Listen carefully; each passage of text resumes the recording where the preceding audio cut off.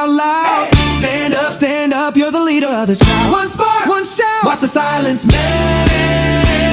That power in your mouth is the truest thing you felt. Oh, let your voice be heard. Say every single word, from the low notes to the sky. Throw your hands up high. Let your voice be heard, loud, clear, undeterred. If it shakes the room, that's how you know it's you. Welcome to Let Your Voice Be Heard Talk Radio. James, that's our song. Again, my name is Cloyd Holmes. I'm the visionary and CEO of Man Up Ministry, Inc. I'm also the host of Let Your Voice Be Heard Talk Radio. We have a star-studded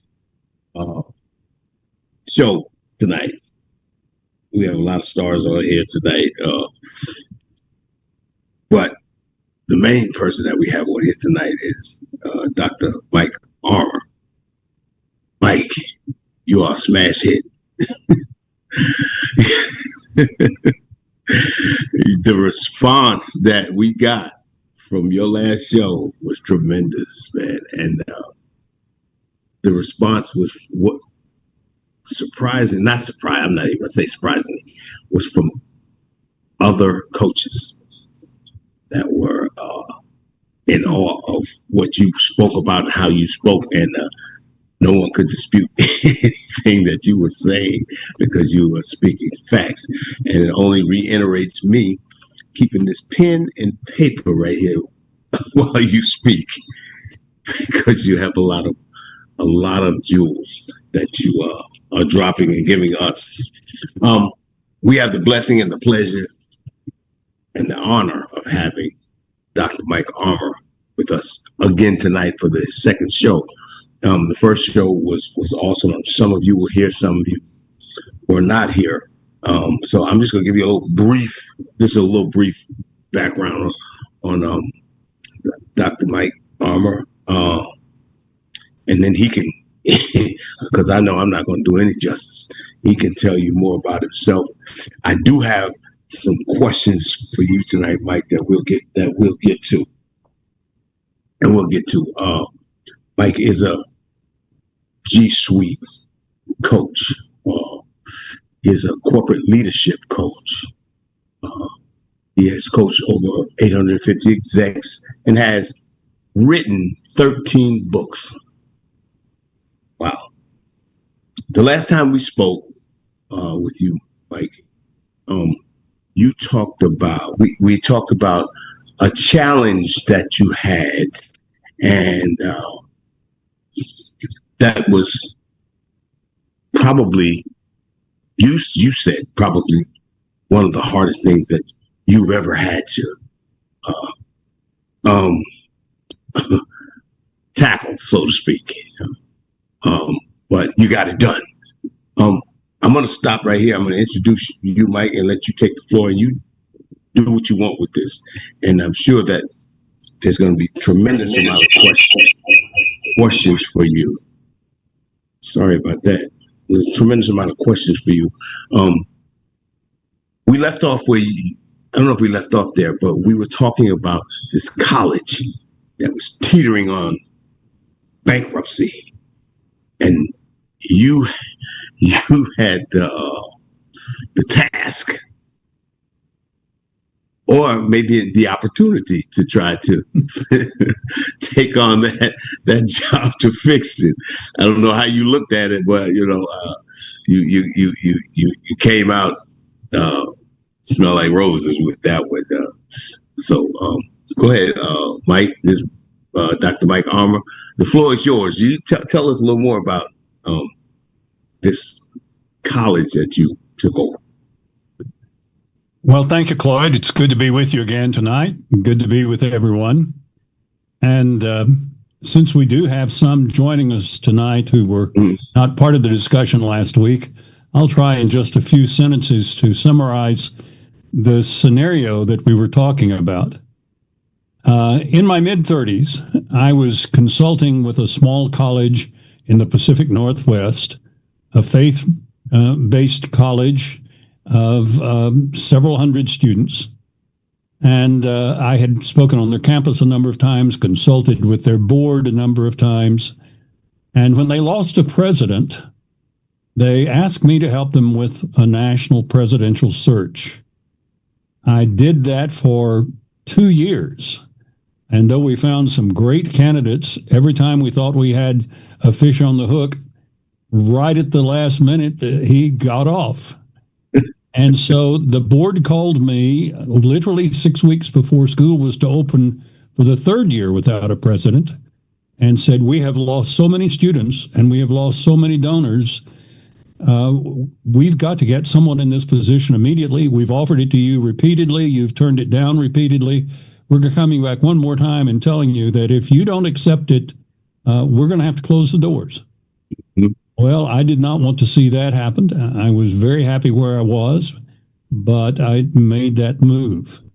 And the problem, as I described it last week, was that we had not made a complete payroll in 6 months.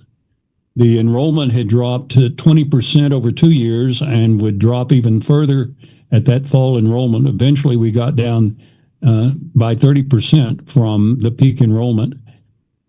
Our 90-day overdues, our overdues were in the 60 and 90-day overdue range, and they constituted 20% of our operating budget. So we had no money in the bank to speak of, and that was the scenario that I came into. And so over the next 4 years, we were able to build enough trust in my leadership and in the vision that I shared with everyone as I came on board that we were able to rebuild enrollment, stabilize the finances, bring payments current, and give the school a new lease on life.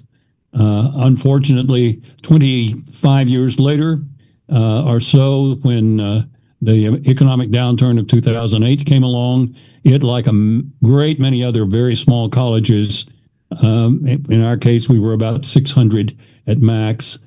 Colleges in that size folded right and left in 2008 to 2010 because they did not have adequate reserves to see them through that kind of economic downturn.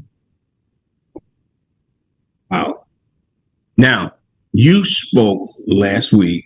Well, let me ask you this question first.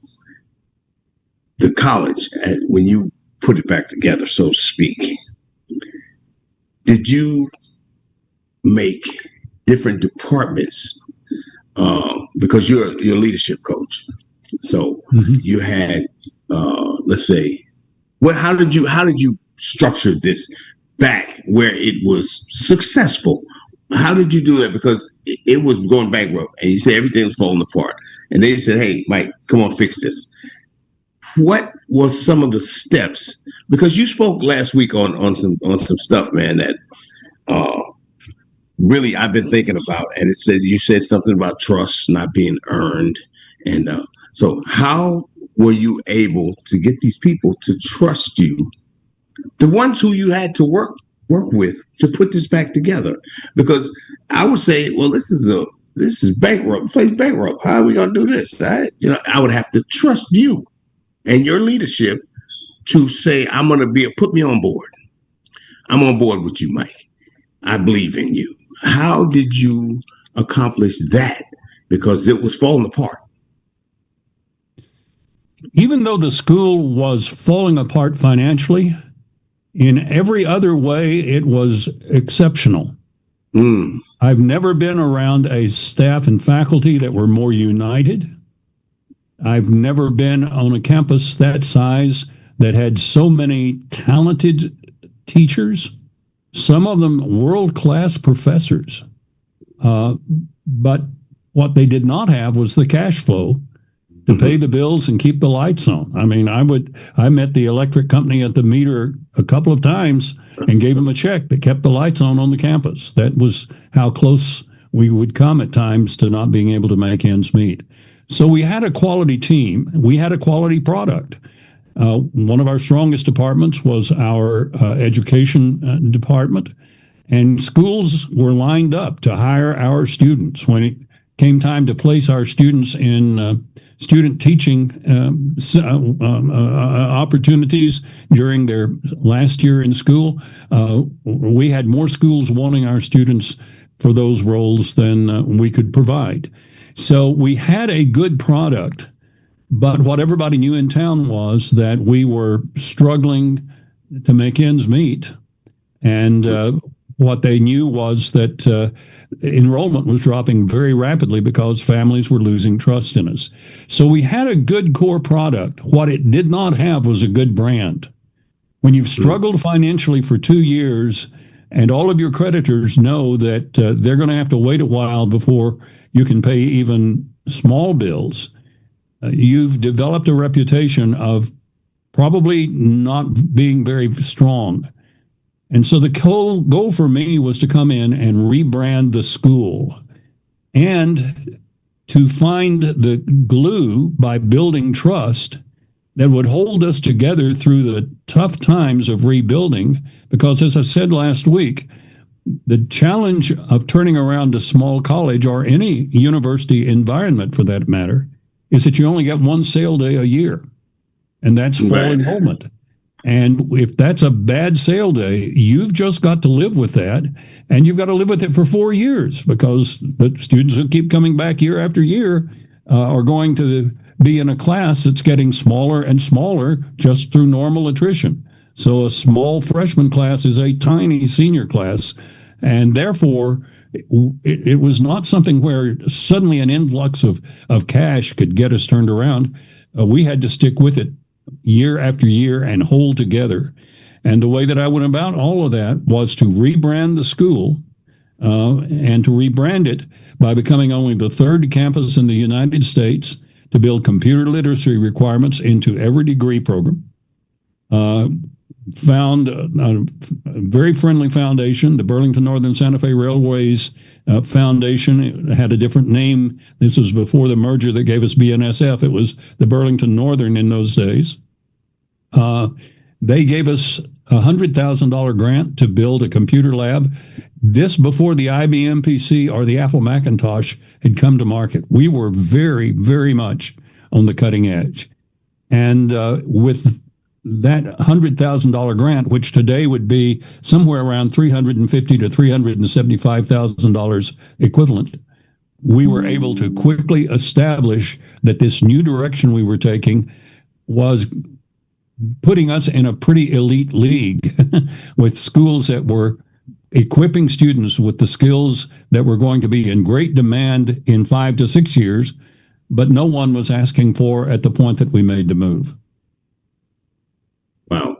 Listen, I'm speaking about now the employees, because you talking the students were exceptional. You guys, okay.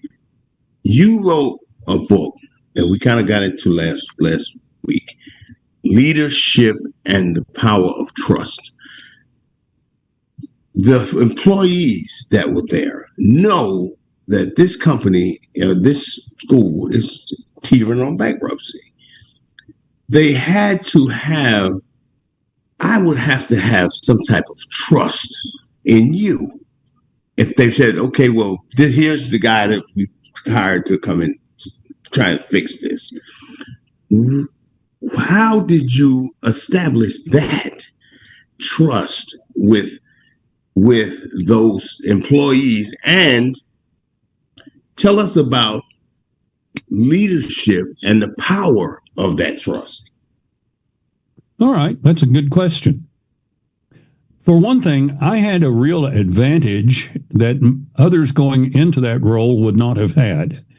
Namely, that because I had spoken on the campus a number of times, and I had done some retreats with the faculty, I had been a consultant to the board on a number of occasions on things that were unrelated to their administration.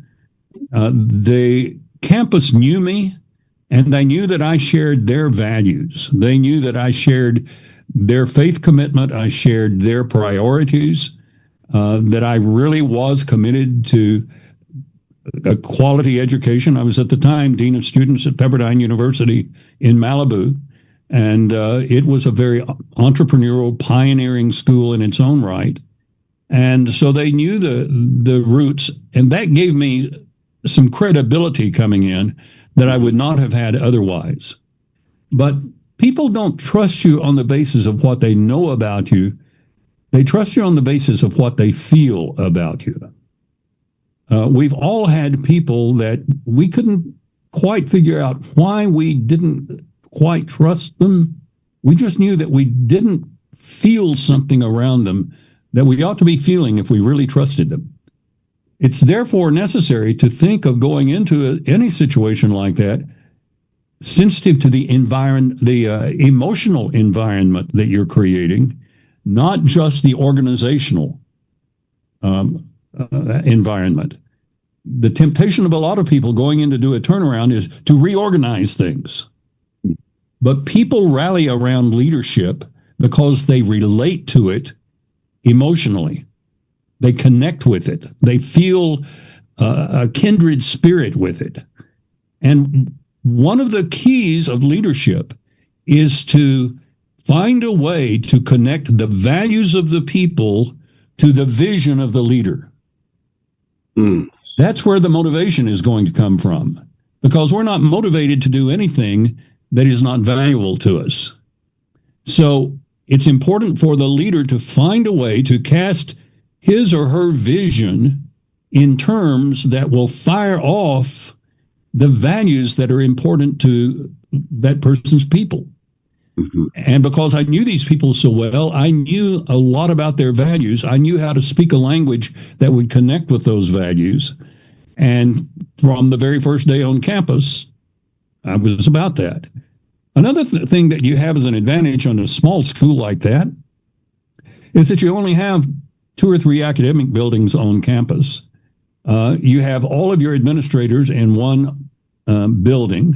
To go from my office to the finance office, I had to walk by every executive's office on the campus, with the exception of the music department, because they had their own academic facility, and the athletic department because they had their own facility. But basically, the rest of the leadership on campus, I ran into in the hallways on a regular basis, and it gave me lots of opportunities to build them up and to encourage them. I'll tell you an interesting story, something I learned about leadership in a surprising way from a new secretary that I had brought aboard about a year before. As I said, I would have to go down the hall to the finance office, and once a week on Monday, I would go down there, sit down with the VP for finance. We would look at the cash we had, the bills we had, and make the determination, what do we pay, what do we put off, who makes the call to them to say that we're going to need to put it off. We would develop our cash flow strategy for the week. And it was always a tough meeting. I came back to my office one day, and as I went into my office, this secretary got up from her desk and came into my office and closed the door behind her. And she said, "Everybody in this building knows where you've been for the last hour and a half. They know what you've been doing. And you cannot imagine what it does to the morale in this building when you come down the hall after that meeting whistling." I didn't even realize I whistled as I came down the hall. But she said, I had conditioned people to notice whether I was whistling coming down the hall, because if I was whistling coming out of that meeting, things must be going okay. Right. People are watching every little thing you do to take a cue as to what they ought to be doing by way of reaction to the circumstances. And so that's the thing you have to realize. I describe it as lights up your own stage. Every morning, it's the lights go up and you're stepping on stage and everybody is watching. And if you don't keep that in mind, you can do those indiscreet things or make those unthinking statements that then impede their ability to feel that connection with you that you want.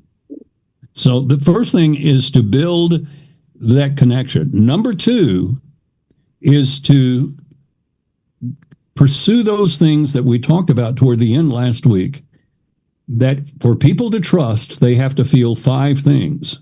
They have to feel safe, informed, respected, valued, and understood. And I didn't have a lot of rules that I enforced rigidly, but one of the rules I enforced rigidly was we don't say anything to anyone. We don't act around others in this community in any way that suggests that they have anything to fear from us. They are safe, that we are hiding something from them. They are informed, that we dismiss them. They are respected, that we don't think they really are all that important. They are valued, and we listen and confirm to them that we really understand their concerns, their worries, so that they can be open and transparent about the anxieties that they have as to whether or not they're going to be able to make it. Wow. That's awesome. Then that is why you said, and I understood it, that you said, for the first time I heard this, and I'm old enough where I should have heard this before, that trust is not earned. Because everybody always says, you gotta earn my trust. Yeah. And you said, that's not so. That's not true. As we said last week, trust is the one place that our employees are 100% empowered, whether we've ever empowered them or not. We have no ability to control whether or not they trust us. What we have control over is, do we conduct ourselves in such a trustworthy manner that we make it easy for them to invest their trust in us? One of the things that I'm doing in a podcast that I just recorded for release in a week or so is to talk about trust as a value transaction. When we trust someone, we are getting into a value transaction with them. For instance, in this case, these people were trusting me, so they were giving up some control over when they would get paid to my judgment. I, in turn, had to give them some value by way of return. Because if the value exchange only goes one way, somebody's being exploited. I mean, that's what scammers do. They have a value exchange with you, but all the value is coming to them. It's not an exchange, it's an extraction. They're extracting your money, your time, your endorsement, your whatever, okay? And so one of the things to do is to be sure that we as the leaders are responding to the sacrifices, the commitments, the loyalty, the support that our people are giving us by returning a value that's personally of such importance to them that they feel that the exchange is a balanced one. If we're not providing that exchange, we're setting the stage for distrust to begin to stick its nose in the tent. Your books, especially this one here, because I'm ordering it today. Leadership and the Power of Trust, because that sounds like it's probably one of the biggest ingredients to me that is needed for anything, especially if you're in a leadership role. If you're in a leadership role, and it's just hitting me with the title of the book, and your people don't trust you, you're going nowhere. You can drive them, but you can't lead them. Okay. Yeah. And that's what a lot of people end up doing. They end up being drivers of people instead of leaders of people. And they have to resort to driving their people because they don't have the trust to influence people. You see, because trust is in the eyes of the beholder. We have to know that our power as leaders is the power to influence more than anything else. Now, I may have a title within the organization that gives me the power managerially within the organization to compel people to do things. But at the moment I'm compelling them to do things because of my authority, I'm not leading any longer. That's not leadership. And this is the way I illustrate that. In every organization of any size, you have people in that organization who are leaders who do not hold any kind of management authority. You have opinion leaders. You have subject matter experts. You have process experts. And when there's a problem, everybody turns to them for that person's advice and input. Those people are leading, but they don't have any power to lead. All they have is the influence of their credibility and their competence. And that's why we call them leaders, because they are tapping into the essence of what leadership is about. Leadership is always about, this is where I'm going, come go with me. Well, I can't drive people from the front. I can only influence them to come with me. And to drive them, I've got to get behind them. and that's not, you don't think of a cowboy driving cattle to market as leading them. Right. He's driving them to market. We can't lead from behind the people. That's real good, man. Listen, there's something in the chat here that I wanted to. Let me see. I think Karen said. She said, "How did you restructure the school?" And then well, I guess what you were just talking about. She said not just leadership, but relationships as well. Yeah, the relationships were really key, and because this was a faith-based community, a lot of us were in the same church together. There were, in fact, about 3 churches in the area that probably 80% of our faculty and administration were members of, many of them leaders in those churches. And so I spent a lot of time with them in church activities and activities in the community. The soccer field was right out beside my office, standing on the sidelines, visiting with faculty while the soccer teams were playing, creating opportunities to interact with people in the course of the things that I was doing on a regular basis, because I was not on campus a lot of the time. The last year I was on campus, I actually was on the road a little over 300 days of the year, raising money.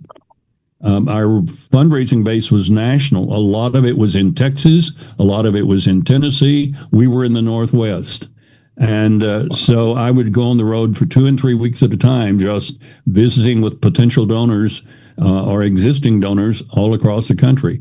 So I didn't have a daily opportunity to interact with people, but when I was on campus, I tried to make it easy for them to see me at lunch, come over and join me at a table, to catch me in the hallway, take me aside.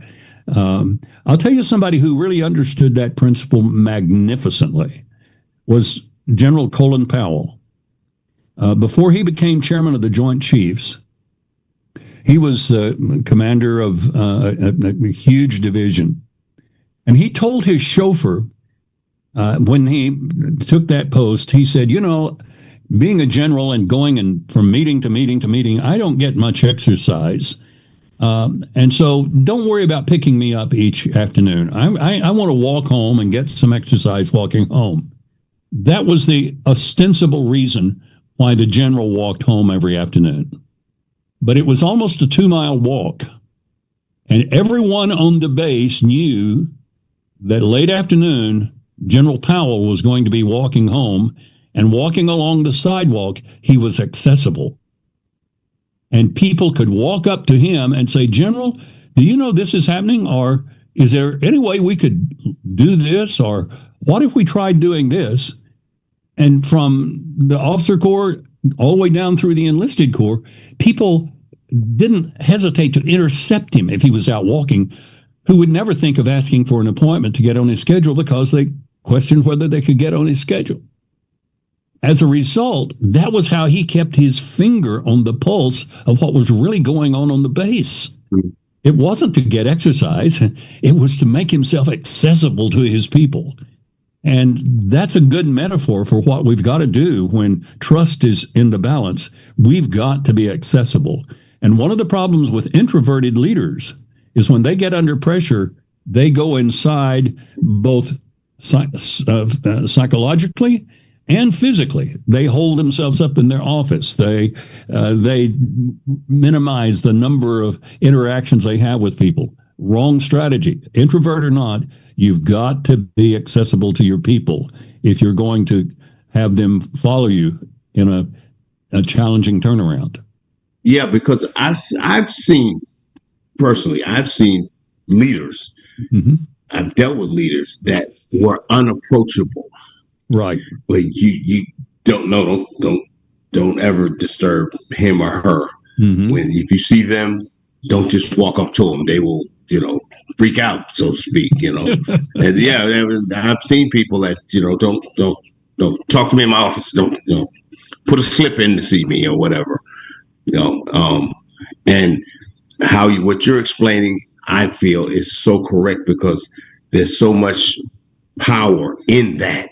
Yes. For you personally, and as you just said, Colin Powell could take the temperature of what's going on around with everybody by doing that. So that is really, really that's really correct in my eyes. I see Ganaz.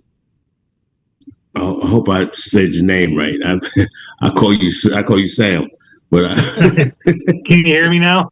Yes, I hear you. Yeah. Yay! Yeah. And again, new phone this week. So okay, good. Yeah, because last week we had a problem. We couldn't get you. To help you guys pronounce my name, it's actually Ganange. So the V is a U sound, so it's a sound. So it's Ganange. So I'm actually indigenous, and so I'm very trustworthy. I'm very loyal. I'm very helpful. I'm very courteous. I'm very kind.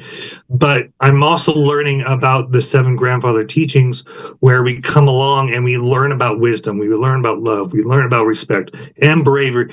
And we also learn about humility and harmony and truth. And all of these are lessons that I'm learning to adapt in my own life. As a leader myself, and continuing to teach people these lessons of how to be truthful to not so much your community, but also other people. So I have this one question. What achievements have you, as a leader in society, have you achieved that you are so proud of? Well, there are several. One is the success of turning around that school, obviously. Even though it would eventually collapse, I was able to give it another quarter century of life, and we served, several thousand students and their families in that period of time. And we had a K through 12 program on the campus that I was able. We talked about the organizational piece. It was so good and so quality, I did not want it to go down if the college went down. And so, against the wishes of the board, I built a campaign and finally brought the board around to split the school off from the college and give it its own independent board so that it could survive. And today it's a thriving private school long after the college has gone. So, I'm very proud of having given that school. I'm proud of having started another private school in the San Jose area that's almost 50 years old right now and is thriving after all these years. And I was really the point person who had that vision and made that happen. The thing that will be most significant that I've contributed, we plan to talk about next week, which was working with educators and ministers of education in post-Soviet Russia and Ukraine to overhaul the character curriculum of their schools, to return it to the Judeo-Christian ethos that had historically been part of Russian education, and to abandon the communist ideology that they had been compelled to teach for 70 years. And I worked with that effort for about 7 or 8 years, and we did some pretty amazing things. And in the long term, I think what I did there will be what will be the most significant contribution that I've been able to make to humanity as a whole. And are all these schools Christian or religious based?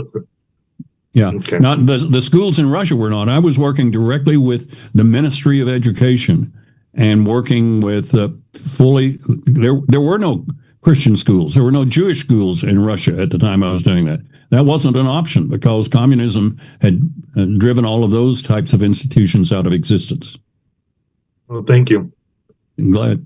Thank you for that. Thank you so much, man. I don't want you to jump too far, Mike, because you're going to Ukraine and all of that. We're gonna do that down the road because you got so much that you've done, man.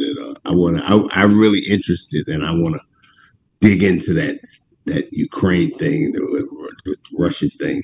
I see 2 hands up. I see Tony Curtis. Your hand was up first. Go ahead.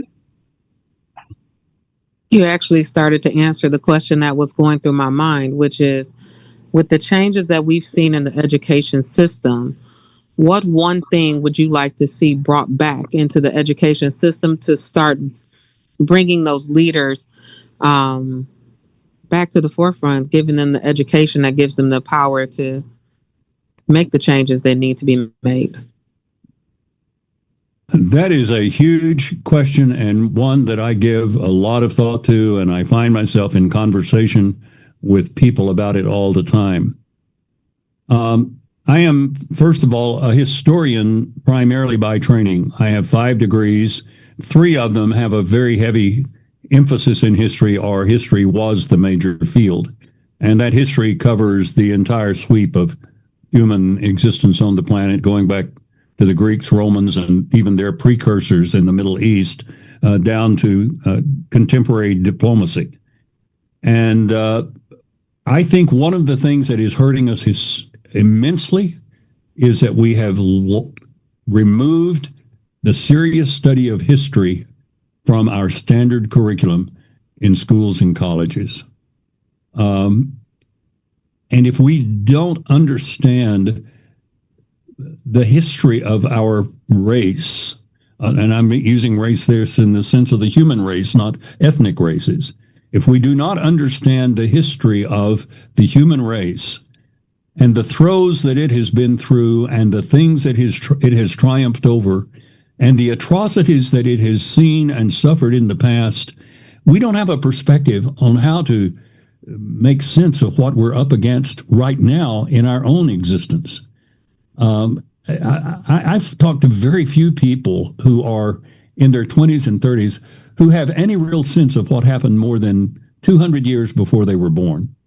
If they had a history course, maybe it was some courses in American history, but they haven't really studied the history of civilizations and what made them strong, what caused them to crumble, what ethics made their culture vibrant, what were the things that they allowed to happen that caused those cultures, those civilizations to decay.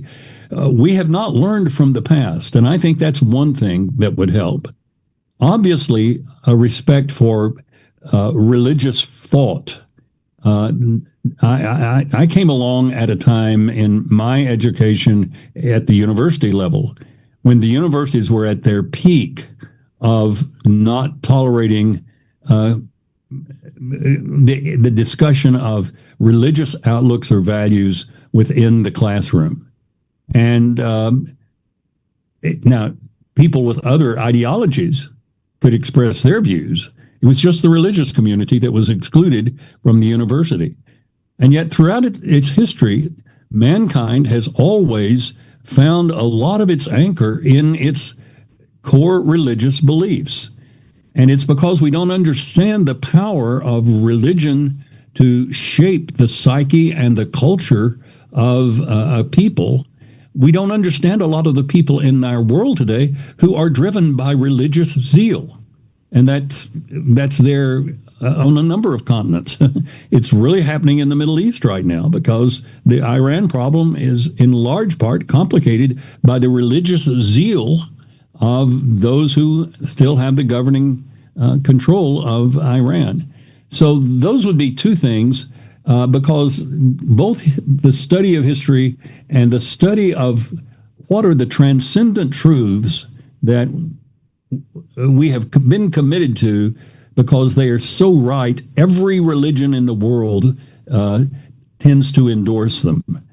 And I'm talking about the established religions. I'm not talking about necessarily the very primitive religions that you would find in some corners, but the established, more mature religious traditions all are united around an ethical core that they all recognize the power of.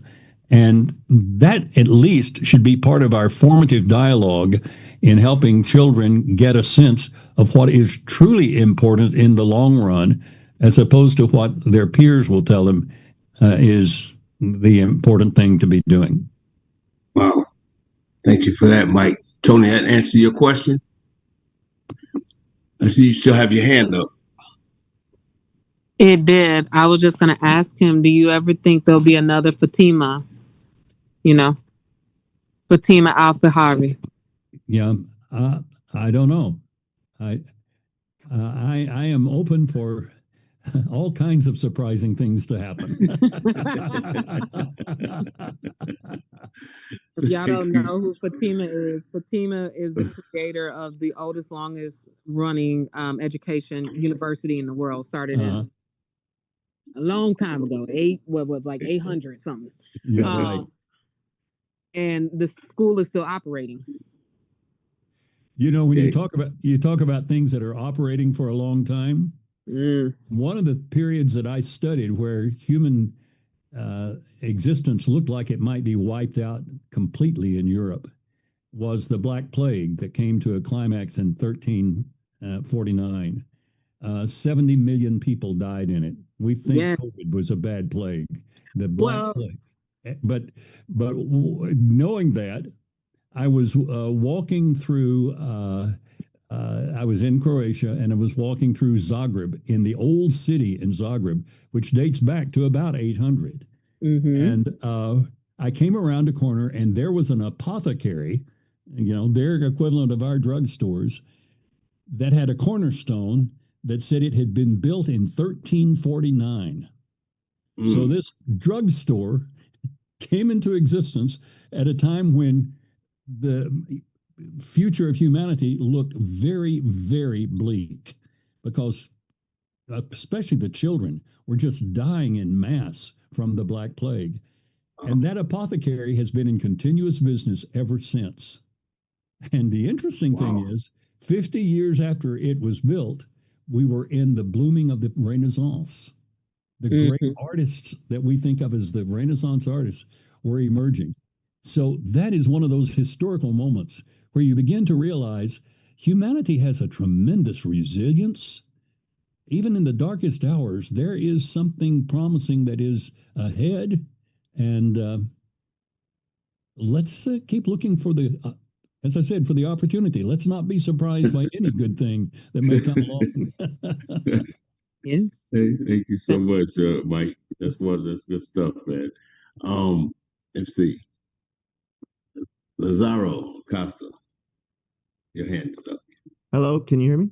Yes, we hear you, NBC. Awesome. Hi, Mike. Thanks Hi, for coming how are on. My question for you is a little bit complicated, and it has to do with what you were just talking about. So me personally, I actually was a teacher for a year and a half, something like that. I'm 26 right now, and I'm actually very interested in history. So I do know a bit about, the Roman civilizations, Greek, you know, all that type of stuff.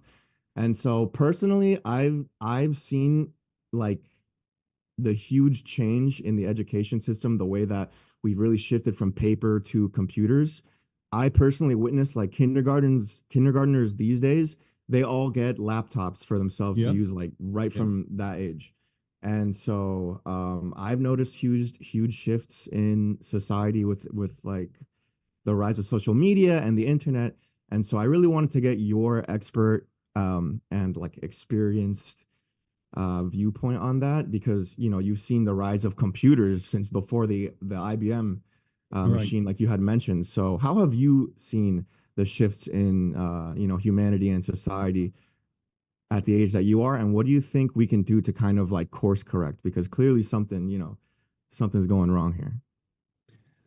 Well, it's interesting that you raised that question, Lazaro, because um, just this week, I heard a group of young adults talking about how envious they were of some people who had gone back to flip phones because they feel so inundated by our standard handheld cell phones today. They keep getting drawn into things that they shouldn't be drawn into on it. And I'm not talking about things that are sordid or untoward, but there's plenty of that on there. But just the clickbait that catches their attention, or the scrolling through and seeing a little movie clip that you think, oh, I'd like to see that, and how inefficient their time often is because the technology is so accessible and draws them in so much. And interestingly enough, I'm seeing some of that in my own grandchildren's peers in high school and college. They are starting to pull back from the technology.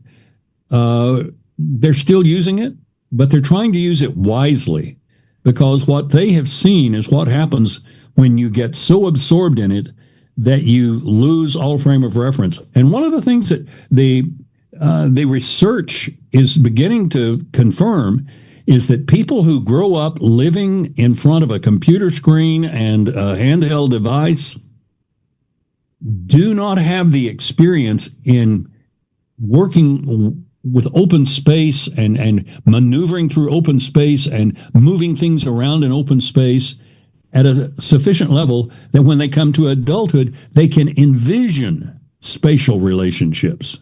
It actually is limiting the development of the neurology that we use to manage how we utilize space, because the space we are focused on is so limited to that screen in front of us, that cell phone in our hand. And so what I'm beginning to see the leading edge of is a pushback against the overuse of the technology.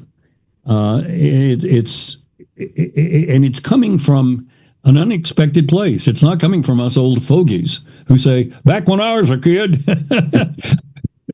we did, this is the way we did it. It's coming from the kids themselves who are living with the consequence of seeing their friends and they themselves having become so addicted to media that they're realizing something is missing from their lives that they see in their grandparents, that they see in their parents if their parents are in an older generation, that they don't have.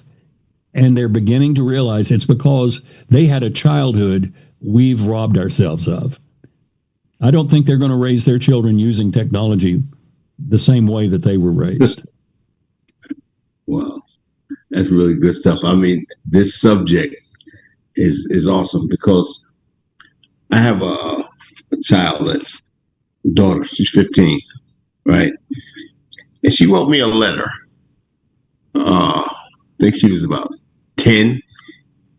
And I was really worried and concerned because her handwriting was atrocious. And, you know, when I grew up years ago, we went to school, we had penmanship and handwriting classes. Right. And just what Lazaro just said, these kids now in kindergarten are handed a laptop or a tablet. So they never get a chance to write. And I had to sit back and think, well, I said, wow, well, was my child slow or something? You know? So I asked her, she said, Dad, nobody writes. We don't write. I use a computer. You use a computer. And that was scary to me. And then go ahead. And let me tell you what we are now discovering that it has done. There was a period there in which they were not teaching cursive handwriting at all. Mm-hmm. That's right. They've gone back to it because they're beginning to realize, well, take me as a historian. You decide you want to be a history major and you can't read cursive writing. You can't research anything more than 30 or 40 years old because most of your historical materials are going to be handwritten. So you really begin to limit yourself. But the more serious consequence is this. We now know that the brain processes information differently if you write it out and if you type it out. Because the brain can operate so much faster than the hand can write, that there's a lot of time for that extra horsepower in the brain to process the information you're writing out while you're writing it out. But if I can type at 40, 50, 60 words a minute, the brain doesn't have time to really take the thought in and work with it. And so there is a loss of wisdom and perspective that comes when we only use digital input systems and never really handwrite. So we are robbing children of something that's very important for their full mature development.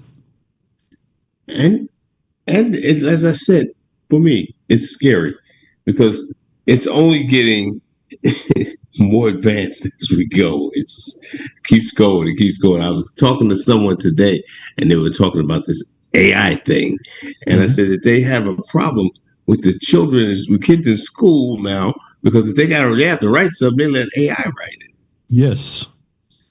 So they learn absolutely nothing. Yes. And that's scary. And what's more scary than that is that these are the people that will be running this country. Yes. in the future. So that's really scary for me. Mike, I have a question. We have, for the sake of time, I want to ask you, at what point, because we're talking about you and the school and the leadership of the school and bringing the school back. When did this transition into you being a coach? Well, the coaching sort of grew up with no intention of it becoming what it became. I had been in ministry much of my life. In fact, I went into ministry for the most material of reasons. I was 17. I was a freshman in college in a speech class and had been in a family that was very active in its church growing up. And the speech professor came to me one day and said, there's this little rural church about 20 miles from the campus that is looking for someone who could deliver a lesson for them on Sunday mornings and Sunday nights. And they'll pay $10 a week for somebody to do that. I think you could do that. Well, $10 doesn't sound like much to us, but gasoline was only 27 cents a gallon in those days. So $10 was a week or two of gasoline for me. And so I said, sure, I'll go do that. Never realizing that I'd spend the next 50 to 55 years of my life almost every Sunday in a pulpit somewhere. But in the event, the churches that I worked with in the San Jose area, the Los Angeles area, and here in the Dallas area, were all churches that were made up of a very entrepreneurial families. They own businesses. They own, some of them, some leading corporations in their industry.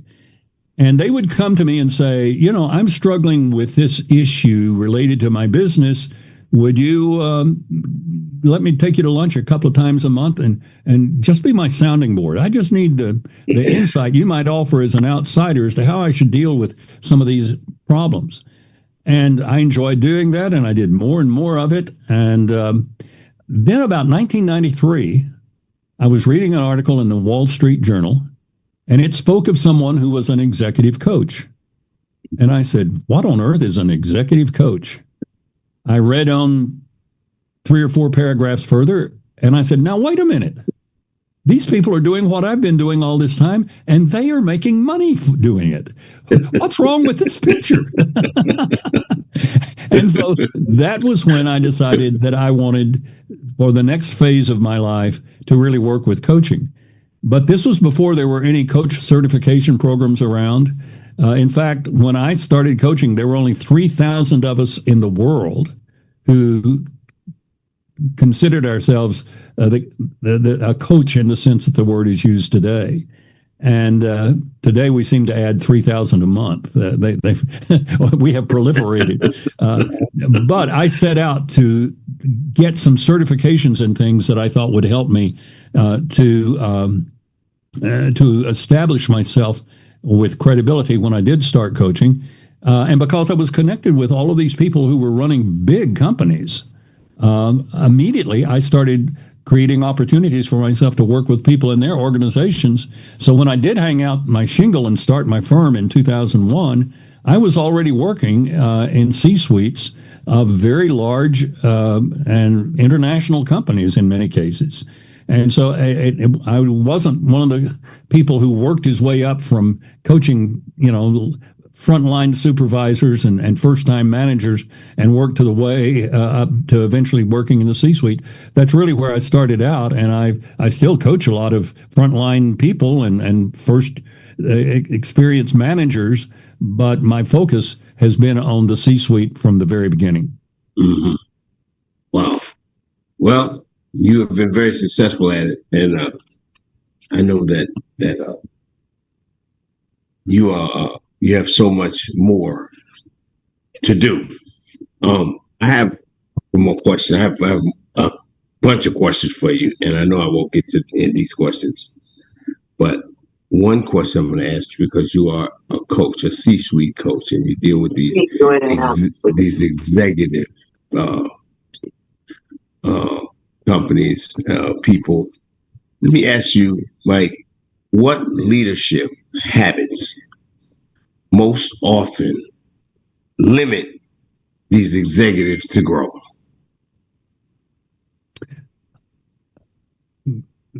That is a question that has a lot of facets to it, because I will tell you that the worst decisions that I have made were decisions to recommend someone for a key C-suite position that I did not check out thoroughly enough to discover that they did not have courage. When people ask me what is the most important quality for a leader to have, my number one response is they've got to have courage. If you stop and think about it, not all leaders have been good leaders in history. Some of them have been some pretty evil and wicked people, but they were successful leaders because they had the courage to stand up to whatever came along and to instill courage in those who followed them. And the higher we go in leadership, especially as we're getting close to the C-suite, the more our decisions have to do with things in which I'm not deciding between things that are good and things that are bad. I'm having to make a decision as to how I'm going to balance two things that are good, that we have to do both of them, but we don't have the resources to do both of them at full bore. So we've got to take limited resources and balance between these two competing goods. Well, when that's the decision making that I'm part of, I'll always have someone ready to second guess me. I'll always have someone thinking that I've got the priorities wrong. I've weighted the distribution wrong. I've got to have the courage and a sense of self-worth and self-confidence that doesn't intimidate me into becoming wishy-washy in my decision-making, being unpredictable in the way that I deal with things because I'm yielding to this political pressure or that political pressure. So that courage is very important. But one of the things that really holds back people at the C-suite level more than anything else is that, particularly in organizations that are built around technology, accounting, data, engineering. People promote to the top there because they are really good at solving thing problems. Mm-hmm. That's probably why they went into that particular line of work, because they enjoyed solving problems with things, not so much problems with people. But there is a level of management right near the top that by the time you get there, most of the problems that you face are people problems. Mm-hmm. And that side of the wheel is flat for these people. And a lot of my work is rounding out that flat side of the wheel. That's because as the people problems become more pronounced, these issues we've been talking about of building trust and building influence and building credibility becomes more and more critical. And heretofore, all I had to do was to present my data sheets, to present my research, and that would justify my answer. Now then, I have to learn how to justify the direction I'm suggesting that we go on a basis that may not be easily supported with data, may not be easily supported with research. But my instincts, my intuition, my experience tells me that this is the thing we need to do. And I've got to be able to make that decision and stand by it because I've got the courage and I've got the sense of self that allows me to do it without being arrogant, without being demanding, without being a know-it-all. Because the other side is we've got to have courage, but we've got to have humility. Mm-hmm. And humility is the thing that tempers that courage so that it doesn't get out of control and make me arrogant and demeaning of people in the attitudes and the behaviors that they see in me. Thank you, sir. That is, man, this is so much. This is great. This is wonderful stuff. You guys, I know you want to hear more. I know you want to hear more because I want to hear more. We have Mike on here every Friday for the next, I don't know how many, as long as we need to take to get everything we can get out of him. Tonight, I want to thank the panel. I want to thank Mike. You're awesome, and I know the response that I get every time you're on here is crazy. And these people want to hear you, man. And I want to hear you, and I want to hear more about you. We're just scratching the surface right now. There's so much more that you have for us, and we're going to get into it next week. Next week, I want to get a little more into your books and where they can receive your books. I want to get into the next book. I think I'm getting the thing saying that you're every Tuesday. We'll post when Mike is be here next week. Okay. The panel, I want to thank you. I love all you guys. Mike, it's always an honor and a blessing to have you here with us, man. Well, it's a joy to be with you. Talk Radio. We thank you so much for your story, and we will see you next week. Okay. It's your boy now.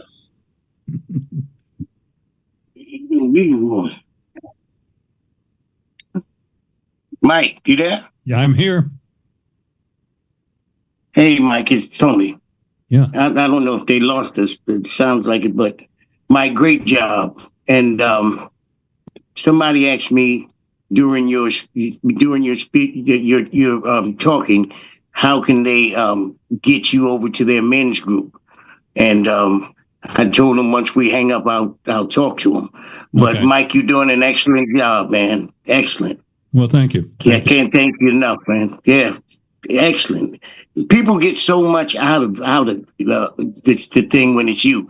I mean, I'm not going to talk about other clients, but you definitely, you answer their questions, and there's no, I feel like they think that your answer is correct. Like they can't poke holes in it or it's just a great job, man. And I'm going to get off this phone and go ahead and talk to the brothers that asked me, okay. How do they get you? How do they get you there? Okay. So hopefully keep your fingers crossed. That might be something big. Good. Good And deal. Okay. Mike, I wanted to ask, where can we get your books? Go to trustispower.com is the easiest way to find it. That will give you a link to order it through Amazon, which will be your best price. Got it. Thanks. Step in, lean in, mic on, and begin. Hey!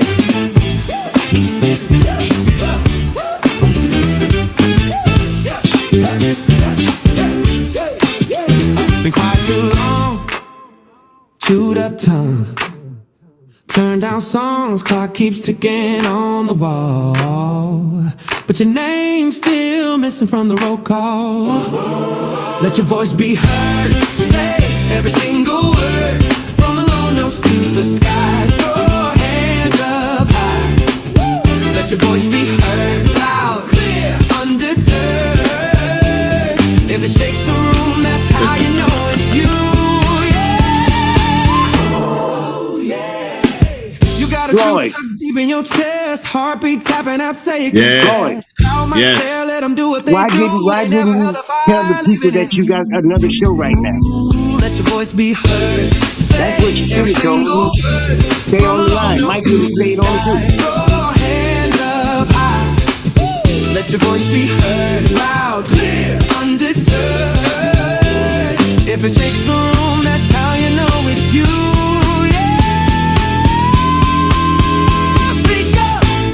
Name your dream out loud.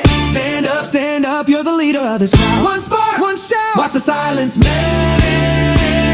That power in your mouth is the truest thing you felt. Let your voice be heard. Say every single word. From the low notes to the sky. Throw your hands up high.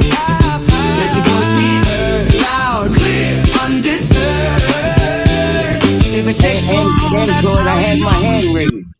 Listen, stay on, guys. Stay on, guys. Stay on. We have another awesome show.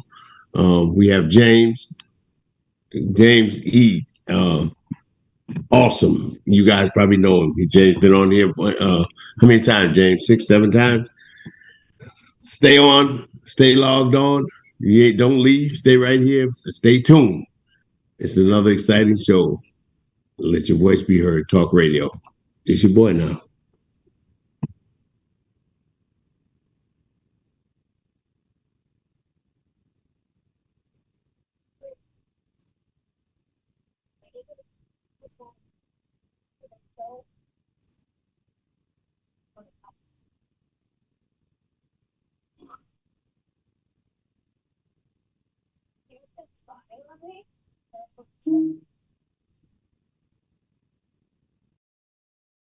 Yeah.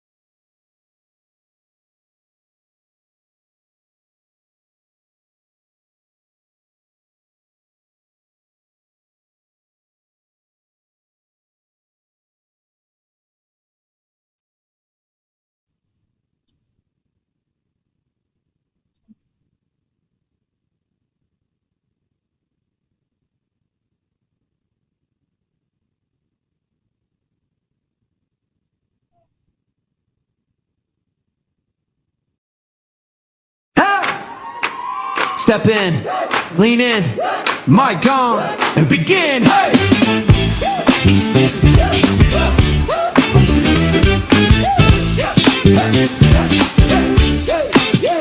Been quiet too long, chewed up tongue. Turn down songs, clock keeps ticking on the wall. But your name's still missing from the roll call. Let your voice be heard. Say every single word, from the low notes to the sky. Throw your hands up high. Let your voice be heard. Loud, clear, undeterred. You got a light, buddy? Yeah, sure, kid. There you go. And your wallet. Nick, give him your wallet. If it shakes the room, that's how you know it's you. Yeah. Oh, yeah. You got a truth tucked deep in your chest. Heartbeat tapping out, say it, confess. Crowd might stare, let them do what they do. They never held a fire living in you. Let your voice be heard. Say every single word, from the low notes to the sky. Throw your hands up high. Let your voice be heard. Loud, clear, undeterred. If it shakes the room, that's how you know it's you. Yeah. Speak up, name your dream out loud. Stand up, you're the leader of this crowd. One spark, one shout, watch the silence melt. Power in your mouth is the truest thing you felt. Let your voice be heard. Say every single word, from the low notes to the sky. Throw your hands up high. Let your voice be heard. Loud, clear, undeterred. If it shakes the room, that's how you know it's you. Once again, welcome. Let your voice be heard. Talk radio. My name is Cloyd Holmes. I'm the visionary and CEO of Man Up Ministry, Inc. I'm also the host of Let Your Voice Be Heard Talk Radio. James, blessings to you, my brother. Blessings to you. Wow. We have another awesome, amazing guest who everybody here probably knows already. James's family. That's my brother. James's family. James has been with us. I think, James, this might be our, 6th, 7th show? Mm-hmm. James has so much to offer. He has so much to offer that we continue to bring him back. Because every time he leaves off somewhere, we're like, wait a minute, we got to get you back. We got to continue. We got to continue. We started off 7 shows ago. We started off James playing chess. James, chess master. James, as a matter of fact, you guys will know him. James wrote the book Chess for Dummies. This is James who wrote that book. And like I said, I didn't even play chess. I never played chess, but I know that book. I've seen that book 1,000 times.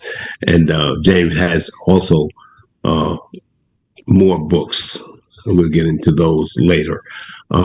James has been through some things in his life, some awesome things that he has overcome. And the way that he has overcome them is amazing. And to say the least, James, you had everybody on here not going to sleep last time, but everybody was so calm and everybody was talking about, keep going. They were feeling it, and the response that we get every time you hear James is amazing. It's amazing. They love you. We love you. And you have done some things, James, and I don't even know where to begin. I don't know if we want to take off from the spiritual aspect of it, or I'm gonna do. I'm gonna see. They said, "Yeah, let's do the meditation thing." I mean, it was kind of I don't know. It was kind of spooky to me because I'm sitting here on here and I was starting to feel a little relaxed, and I'm like, wait, what's going on over here? Everything got real peaceful. So yeah, I don't know if we want to start right there, but I think we'd like to start into where, well, let's go to the addiction, to the alcoholism. Let's go to that. And because that's what brought you into everything, brought you into this, battling that, struggling with that, brought you into how to deal with it, how to conquer it, so to speak, how to get back. And not, oh, thank you. Not just get back, James. You've learned how to stay back. Because a lot of people get back and go back. But you've learned and you explained about your morning rituals that you do and that keep you grounded. So tell us about the alcoholism and how it brought you to where you are now. James Eade, everyone. Thank you so much for that introduction, Clyde. I really appreciate it. I really appreciate you inviting me back. Yes. I'll start wherever you want me to start. One of the things, so much. For a long time there, I didn't want to say anything to anyone, and now you can't shut me up. So, yeah. Keep talking, my brother. Keep talking. It's always fun for me. Let your voice be heard. Let my voice be heard. Speak up. That's right. Yeah. And so I got my hands up high, and I keep them up. I say I'm defying gravity because nothing can bring me down. And I wasn't always like that. I was an anxious child, and I brought that anxiety. I said as an adult, I got to learn my childhood companions were alienation and estrangement. I just didn't want to be around people.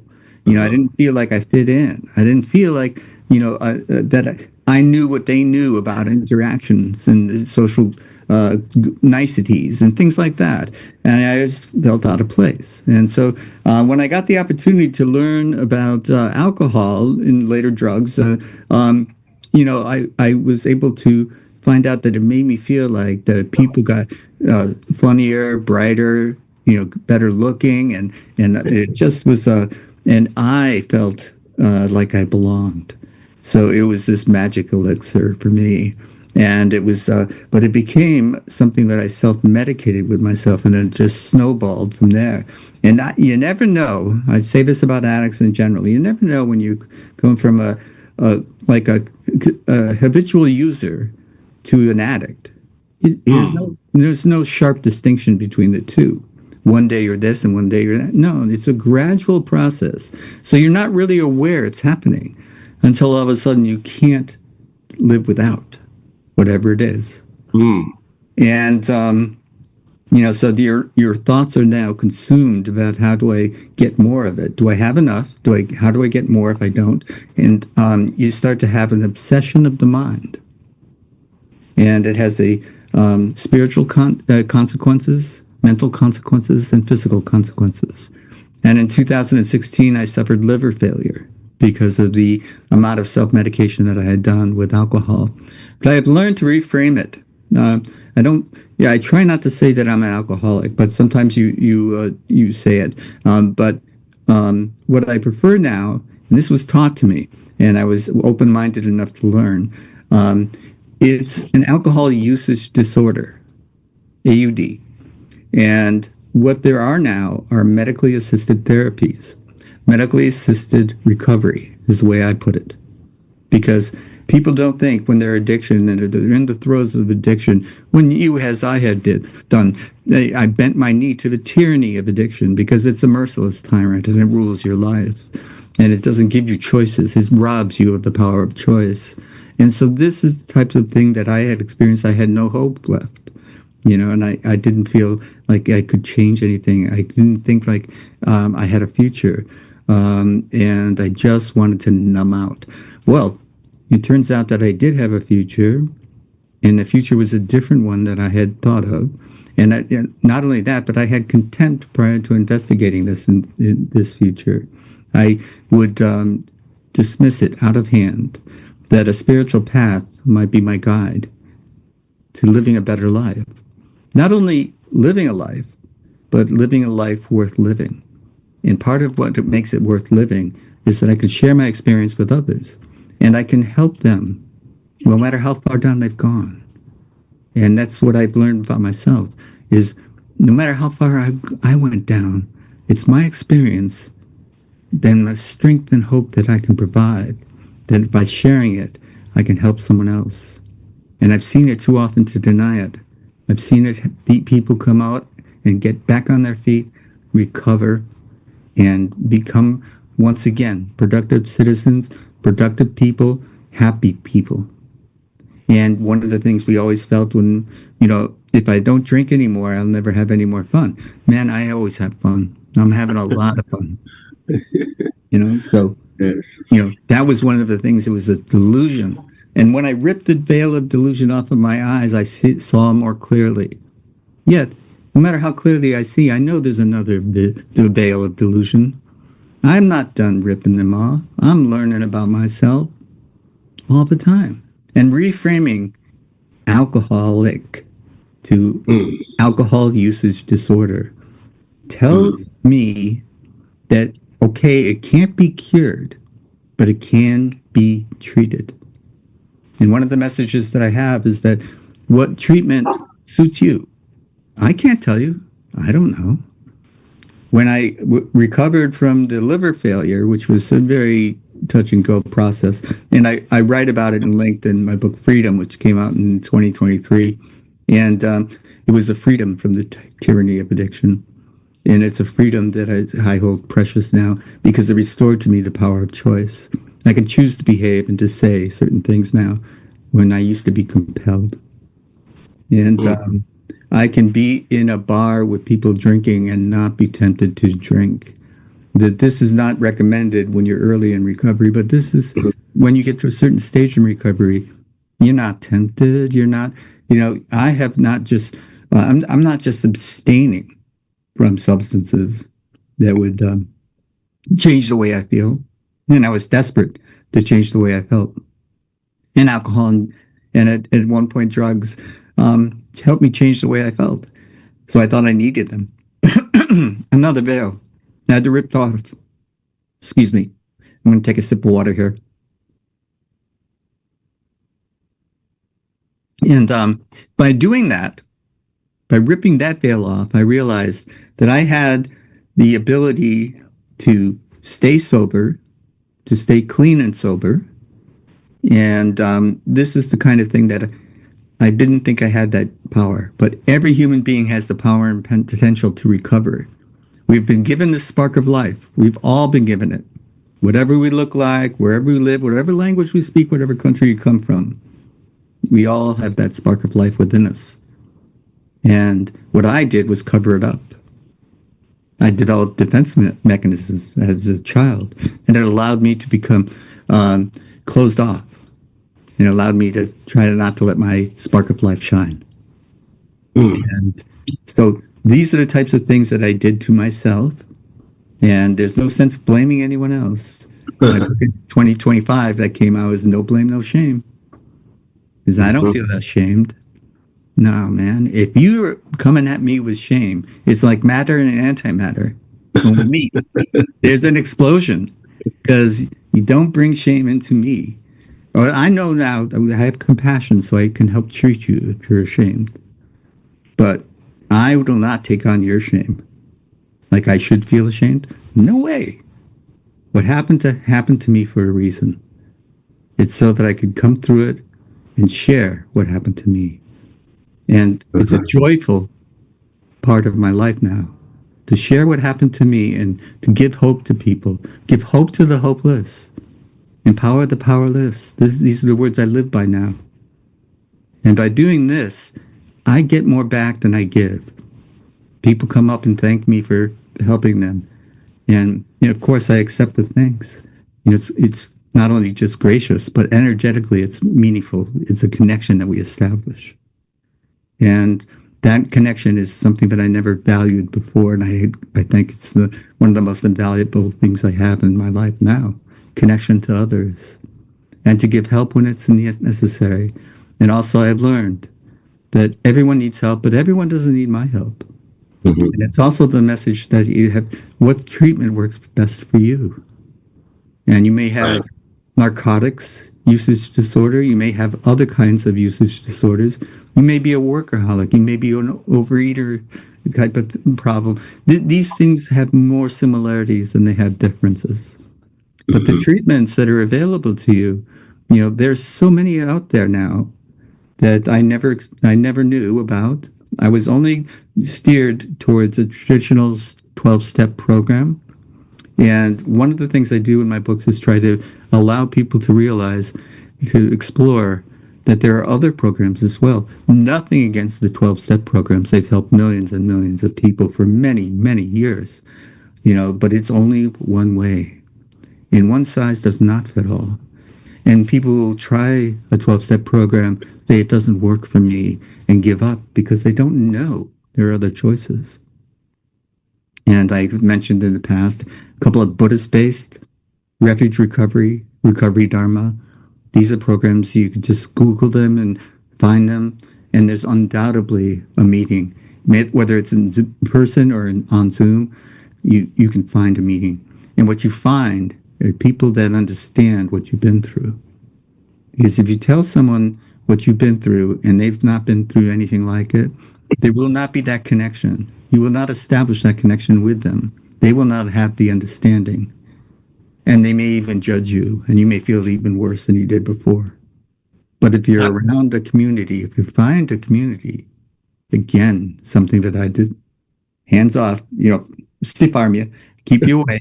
I never thought a community would be essential to me, yet it is. And these people understand when you share what happened to you. Again, it's maybe not exactly what happened to them. Similarities just can't be discounted. And that forms a bond. It's a special community of people who know what you're talking about. And it helps you to not feel alone or not to judge yourself, because you don't judge others or yourself. I did. I had a harsh internal critic. And believe me, nobody could be meaner to me than me. I was very mean to myself. Now I show myself compassion. When I don't do something the way I wanted to do, I don't beat myself up now as a failure, which I did in the past. No, I just think I tried. This must be a life learning lesson. And what can I learn from this experience?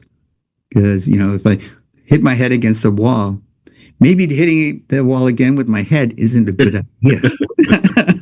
It's a lesson, So, okay, I bumped my head into that. And don't do it again. Okay, got it. Walk around it. So these are the types of things, and there's many tools and techniques. I've been involved in a yoga-based program that helps people learn the principles behind the 12 steps and the spiritual principles behind these steps as they're taught in this community. Very meaningful to me. I had a powerful connection and it resonated. And now, my judgment used to be suspect. My judgment in all shapes and forms. It used to be a little bit suspect. Now, if it resonates with me internally, if I feel this person is saying the truth, speaking my truth, because I can't talk about anybody else's truth, it's mine. And my truth, although I share so much in common with anyone else who has a spark of life in them, much more in common than we have differences. And yet, there is some universal truths, perhaps, and there's some truths that resonate with me that I can connect to. And I've learned to trust that inner resonance. So my guide is not something external. I don't follow a guru, for example. But I trust this inner resonance to lead me along my path. And I have found my path, and I walk it with my head held high, looking people in the eye. It wasn't easy to find my path. I walked a lot of paths. but this one feels right to me. In a very strange way that I can't really give you too many examples, or I could probably give you so many examples you want me to shut up. The universe reflects it back to me when I'm doing it, when I'm walking my path. Good things start to happen. And it's not by accident. It's not a coincidence. It's because I'm walking my path. And I will put my foot off it. But the universe has a way, if I'm aware, if I'm paying attention, of telling me I put my foot wrong. So what do? Beat myself up? Call myself a failure? No. Put my foot back on the path and keep walking. How did you know? When did you know that you were on the right path? Because you may have had to try different things. How did you know? Yeah. That, because you said that basically everything ain't for everybody. What works for you may not work for me. What works for me may not work for someone else. So I have to find my thing, right? So how do I know when I found the thing that works? Right. Because I would always have to be walking on eggshells. Well, maybe I'm going to fall, or maybe I'm going to go back. Yeah. And we're going to have another drink. So how do I know that I'm on that right path? Okay, great question. A couple of things I wanted to say about it is, and especially when you take myself back to where I was just starting out, trying to find my path. Had not yet found it, but I wanted to recover. And I knew that much. So I had to be willing to try. And I suffered from what we call contempt prior to investigation. If I thought something was silly, I wouldn't try it. But now, I've learned that sometimes you try something and it's great. Even though you had this preconceived notion that it was silly. And so I kept, trying different things. And it was by accident that I met this person, this woman who taught me meditation, because I was trying to learn to meditate. And meditation, I think, is a gift that you can give to yourself. And it allows you to become calm, even though I was very anxious. And even as an adult, I was anxious. Even though I was successful in doing things that other people admired, I was still, living with a lot of anxiety.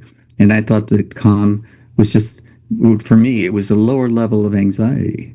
I wasn't as anxious as I was yesterday, so I must be calm. No, man, calm is a different vibe entirely. And being calm is something I had to learn. And until I experienced it, I didn't know what it was. And so you have to put yourself in these situations to see if you experience. Because people will promise you this and they'll promise you that. And sometimes it will work. Sometimes it won't. Guided by your inner resonance. Does it feel right to you? And there are many examples in my own life where I tried something, didn't like it, tried something and liked it. Tried something that I didn't think I would like and liked it. Tried something I liked, I thought I would like and I didn't like it. So it was trial and error. And the perseverance. Don't give up when the first thing you try doesn't work. Right. Doesn't mean your path isn't out there. It just means you haven't found it yet. And when you find it and you walk it and be open to it. Give it the old college try, as they say. Don't give up. Keep walking it. Because life is still going to put obstacles in your way. And I've learned that these obstacles for me has more been about learning. What is it that I need to do differently? How do I have to change my thinking? So that this obstacle is not an obstacle, but a learning lesson. And it was placed in my way for a reason, perhaps. So that I would learn this key learning that has allowed me to be more spiritually fit, to be more helpful, to be of more service to others. All of these things have made me, and all of these things that I thought were so horrible or devastating. These are things that were lessons for me to become who I am today. And it's really not so much a becoming as a being who I was meant to be, being that life force that was given to me really wants me to be, and to let that life force shine. And when others see it, and they know, hey, it's not so bad letting your light shine, you might let theirs shine too, just a little bit at first. Right. But as they get more comfortable doing it, they do it more and more. And sometimes you're walking by the street and you see someone, their light shining, and you smile at them, and you make a connection for a very brief moment. And they're walking their path, man. They got their head held high. They're looking me in the eye. And, I just want to say, right, you're doing it right. Right. Yeah. Right. That's good stuff. I appreciate that. Thank you, James. I see Ganange. I got that right. Ganange. Yes, you did. Hooray! Ganange. Hashtag good medicine. Oh my goodness. So I wanted to kind of point this out. This picture behind me. This is actually a desert ridge out in just outside Salt Lake City. Uh-huh. I went out here. I did the exact same. James, I just loved your comments last time, and I thought about it when I was out there. I'm like, how do we fix this? It's not so much alcohol. It's not so much drugs. You can go to these spiritual groups, and nothing fixes. I mean, you could take the cacao, you could take these medicinal things, but until you actually fully learn of where it comes from, the education behind it, how it's been used, and what it was used for in the first place. And I think education for these sustenance, because that's what they are, sustenance, medicine, I like to call it, it's medicine. It's old medicine, which now these days we're like, well, it's medicine, jug. No, it's you take it for the meantime when you're sick, when you're feeling ill. That's why when you drink too much, you regurgitate. And during certain ceremonies, do you not regurgitate those emotions, those feelings, those anxieties? Yes, we do.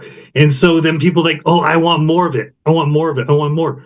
I learned this week when I was up there. It's not about the medicine. It's about the journey of how you take the medicine and what the medicine does for you. Now, for example, you can take the word alcohol. It's actually Hebrew. It means a spirit eater. It's technically what it means. Let's be logical about it. It's an educational word in Hebrew saying, hey, I'm gonna possess this other spirit inside of me just to make myself feel better. You can do the same thing with other medications. They'll make you feel good for a moment, then after a while, you end up feeling kind of like crap afterwards. But then after a while, I've learned is like, I don't want to feel that way anymore. I don't like that feeling. I've taken acid. I've done all these different things. I'm like, what the hell's wrong with you people? I was like, you guys are crazy. You're taking these medications, you're taking these drugs, you're taking this substance that is not really 100% healthy because you're not basing it on the traditional way of how it was been used. Like, let's say the plant of it looks like a little cactus, but I forgot how we call it. But the natives around Utah and Arizona, they would make the medicine, but they also warn the people, if you take too much, it'll make you sick. Yeah. Just like anything else. And so I thought about you all weekend, even though this here was a pain in my ass to climb. But I've learned it and I cared about it. I was like, oh my gosh, James, you've touched me so much this weekend. So thank you. Thank you. Thank you for sharing that. It's more affirmation for me to keep doing what I'm doing, to speak up and speak out, let my voice be heard, because who knows who I'm going to affect. And thank you for just letting me know that I've affected at least one person. And I don't know if you want to call him Lazaro or you want me to keep yeah, Lazaro. Okay. I see you got your hand up, brother. All right. Hello, James. How's it going? Great. Thanks for stopping by. I had a question for you. So you were talking about some people that are, people in general that they have a problem with the 12-step program in particular. And I personally know, and I've heard of people who, they've gone through some addiction struggles, and let's say they've gotten into recovery, but then mentally they still feel a certain type of way. And I've heard people tell me, oh, I don't think I'll ever be the same again, which I don't believe. I've seen people in much different, like much worse circumstances recover fully. So what do you think you could tell those people who believe that? Like, what would you say? Well, I was one of those people. So thank you for the question. And it's easy to give up. And one of the things I had to learn was the idea I mentioned perseverance before, and to keep trying, because it's trial and error it was for me, and keep trying until you find it. And if you seek, you may or may not find. I can't promise you you'll find it, but if you don't seek, you won't find it. And so if I'm laying on my couch sipping martinis, and drinkers out there know what I mean by sipping, and if you're doing that, you're not seeking, you're not looking for what might help you. And to truly recover, it's different from just abstaining. Abstaining means you're not participating in, you're not doing, you're not taking, you're not doing this. But recovery is you've changed your life perception.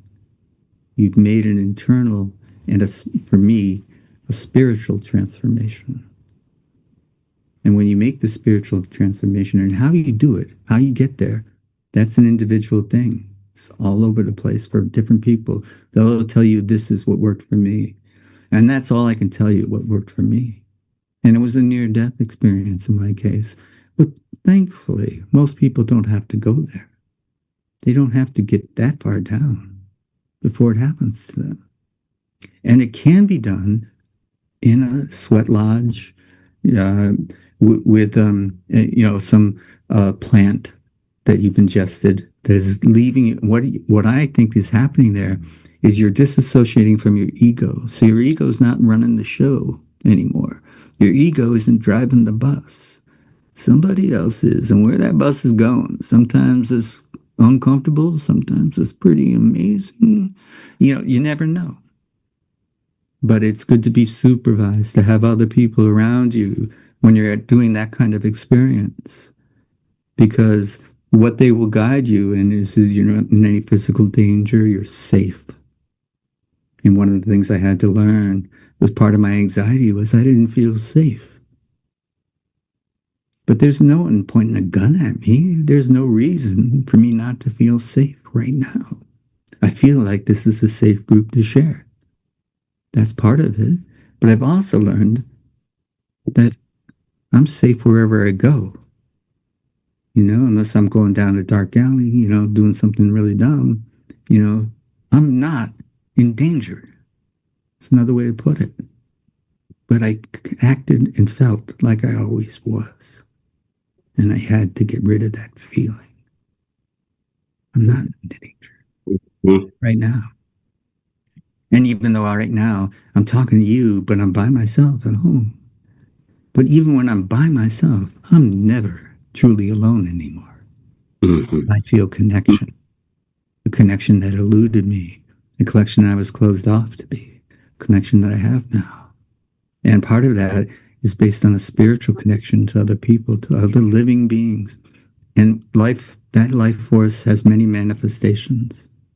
You'll find it in birds. You'll find it in plants. You'll find it everywhere if you look, if your eyes are open and you're looking and paying attention. I saw a hand go up and down. Thank you so much. Yeah, I saw a hand go up. Whose hand went up? I know. I saw Veronica's hand went up. Veronica's hand went up. I just wanted to say something. I didn't want to intrude. So I know you're 10 years clean. It's absolutely amazing. God bless you.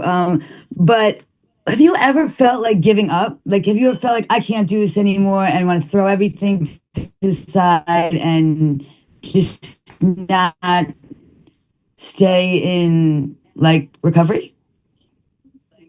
Thank you for that question. It's a very important question because one of the things I see over and over again is when people do give up and they do have what we call relapses, and sometimes you don't see them again. Sometimes they come back and they're embarrassed, they're ashamed, and so my job, the way I interpret it, is to take away that shame because it is so easy to give up. It's easier than to keep going. Sometimes it's the easiest thing to do in the world. It's sort of like when the alarm goes off and you just hit the alarm and then roll over and go back to sleep, but you really need to get up. It's like it's like the easier thing is to roll over and go back to sleep. But if you have a sense of responsibility, and this is what service commitments can help you with, oh, I gotta get up and do this thing. And at first it feels like work, and then you realize you're happy doing it. Why did you want to not do it? It's making you happy to do this. And, but you didn't think that at first. So a lot of it is changing your perception. And also knowing that first thought, that perception, that's the old programming. That's the old wiring. It's hard to rewire our brains. But the neurons and the synapses and the connection that we made, that was based on training. That wouldn't always serve. It doesn't serve us. And retraining that takes work. And sometimes it feels like hard work. And sometimes it feels like you're just not up for it. Maybe you don't have what it takes. All of these things, these are lies that we tell ourselves. Because everyone has the power and potential to do it. But you must persevere. You must say, I know that this stimulus is causing this kind of response. The old programming is taking over. Wait a minute. That music doesn't sound good to me anymore. I'm going to pick the needle up and move it over to this new groove. Go down that path. And first, that path is scratchy. It doesn't sound good. Music it plays is static. Don't like it. Keep picking up the needle, keep moving it over. You're aware a new groove. Doesn't happen overnight, but it will happen. And all of a sudden, that groove is well worn. It may not be their default. You may still have to pick the needle up and move it. Doggone it, not again. Started thinking that wrong way. Started thinking the path that leads to disaster for me. Bad behaviors. I have to make apologies, make amends after the, oh yeah, I've been that. No, I got to pick the needle up and move it again. What's wrong with me? Oh gosh, but hey, wait a minute. I moved the needle. That music's starting to sound pretty nice. I'm kind of bopping my head along with that music. Yeah, I like that. That's new music. That's a song Cloyd plays on the show. Oh, yeah.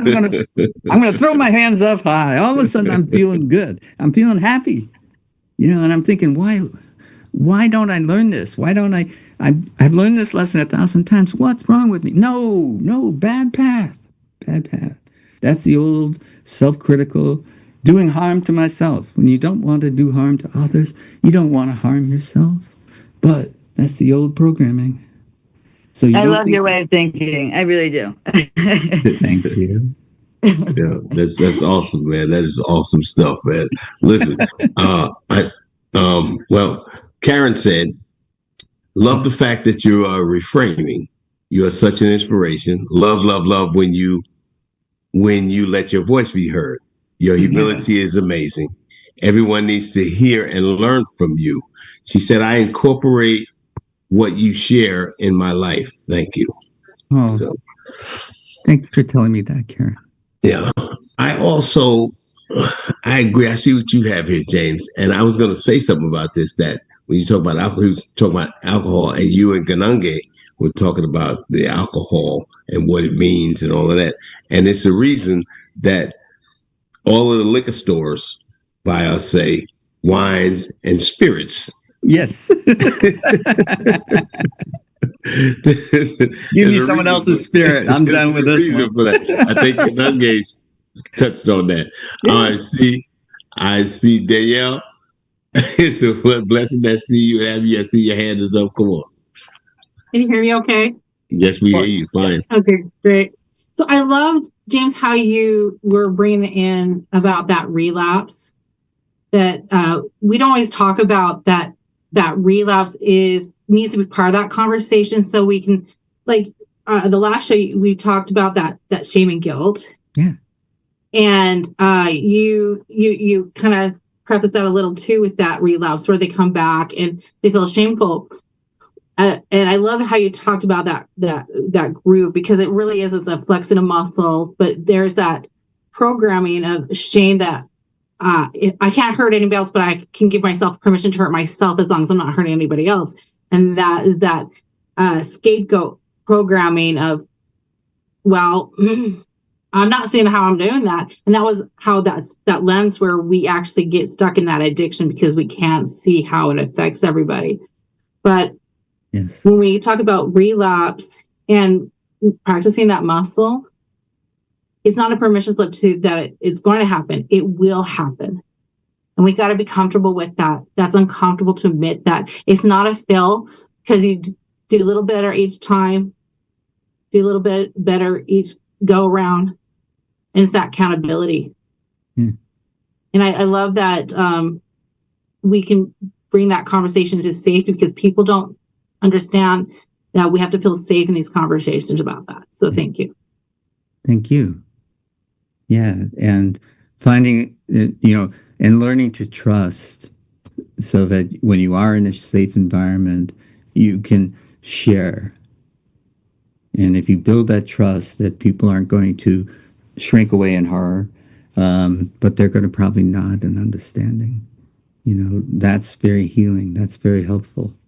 And, and the sense of relapse can draw all this kind of shame. And like, I'm a failure. I'm a piece of, what, just like my mom always told me I was, or whatever. Everybody has a different story, but it's all kind of similar in these ways. You probably don't have a high level of self-esteem. One of the things we say in my sobriety circles is that, we're all egomaniacs with inferiority complexes. Because, there's so much was my way kind of thinking. And, I had to let go of that. And, then this inferiority, I'm never going to be, my standards of my behavior, or my performance rather, in whatever it was, in chess or whatever, were so high I couldn't meet them, but hardly anyone could meet the standards I set. So why have those standards that high? What you want to do is be the best you can be as often as you can be, knowing that isn't all the time. That isn't constant. You can't constantly be the best you can be, always. So that's part of the self-forgiveness that has to be part of this journey that we're on, is that you cannot be at your best always. And I didn't really know that. I had to learn that, because my standards of myself were very high. And if I had any lapses, and not talking relapse, but talking any kind of bad day, off day, bad job. My chess rating went down, for example, to give you a trivial example. I had a bad tournament, my chess rating went down. Triggered all of the old childhood experiences of not being good enough, not measuring up. And, these types of things are not useful. And you're doing yourself a disservice if you go down that road. Now, do what I say, don't do what I do. Because I went down that road a lot. I went down that road so often, and I call it a rabbit hole. It's a rabbit hole of self-loathing. The further down you go, the more you hate yourself. Now, I've gone down that road. Now, I've gone down that rabbit hole so many times, and I now know there's a neon sign flashing, rabbit hole, don't go down it, rabbit hole. And I would ignore it. I would go down it anyways. I have made enough spiritual progress in my own life now. There's a sign that says rabbit hole 10 feet ahead, and I stop there. I see that sign. I don't even need the neon sign anymore. I can stop myself. But I know in my heart that there's a sign that says rabbit hole 50 feet ahead. And one day, if I keep walking my path, I'm going to see that sign. And I'm not going to get close to that rabbit hole, that inner critic that his only purpose is to make me feel less than, to injure my sense of worth. Mm-hmm. And I have the spark of life within me. I'm worth living. I'm worth living a sober life. Mm-hmm. And this is what I try to communicate to others. If you've been taken out, if you bent the knee as I did, don't let it think that you have lost that spark of life. Because you're standing here in front of me, you're sitting here in front of me. You have it. You've been given it. It was freely given to us. And we have that in common. Let that spark of light shine. Yes, yes. Man, James, I'm going to say, I asked you a question last week pertaining to relapse. He talks about relapse. I am going to say that I'm not going to say you perfected this, but you've come a long way and you know what you can and cannot do. I asked you if you would consider you being competitive in chess again and wanting to beat somebody. Would you consider that as relapse? And I thought about this days after I even asked you that. I thought about it. I said, I was thinking about relapse as if I was an alcoholic, have another drink, I relapsed. But it's more than that. Mm-hmm. In my eyes, from what I received, it is more than that. That I could relapse without a drink. Old behavior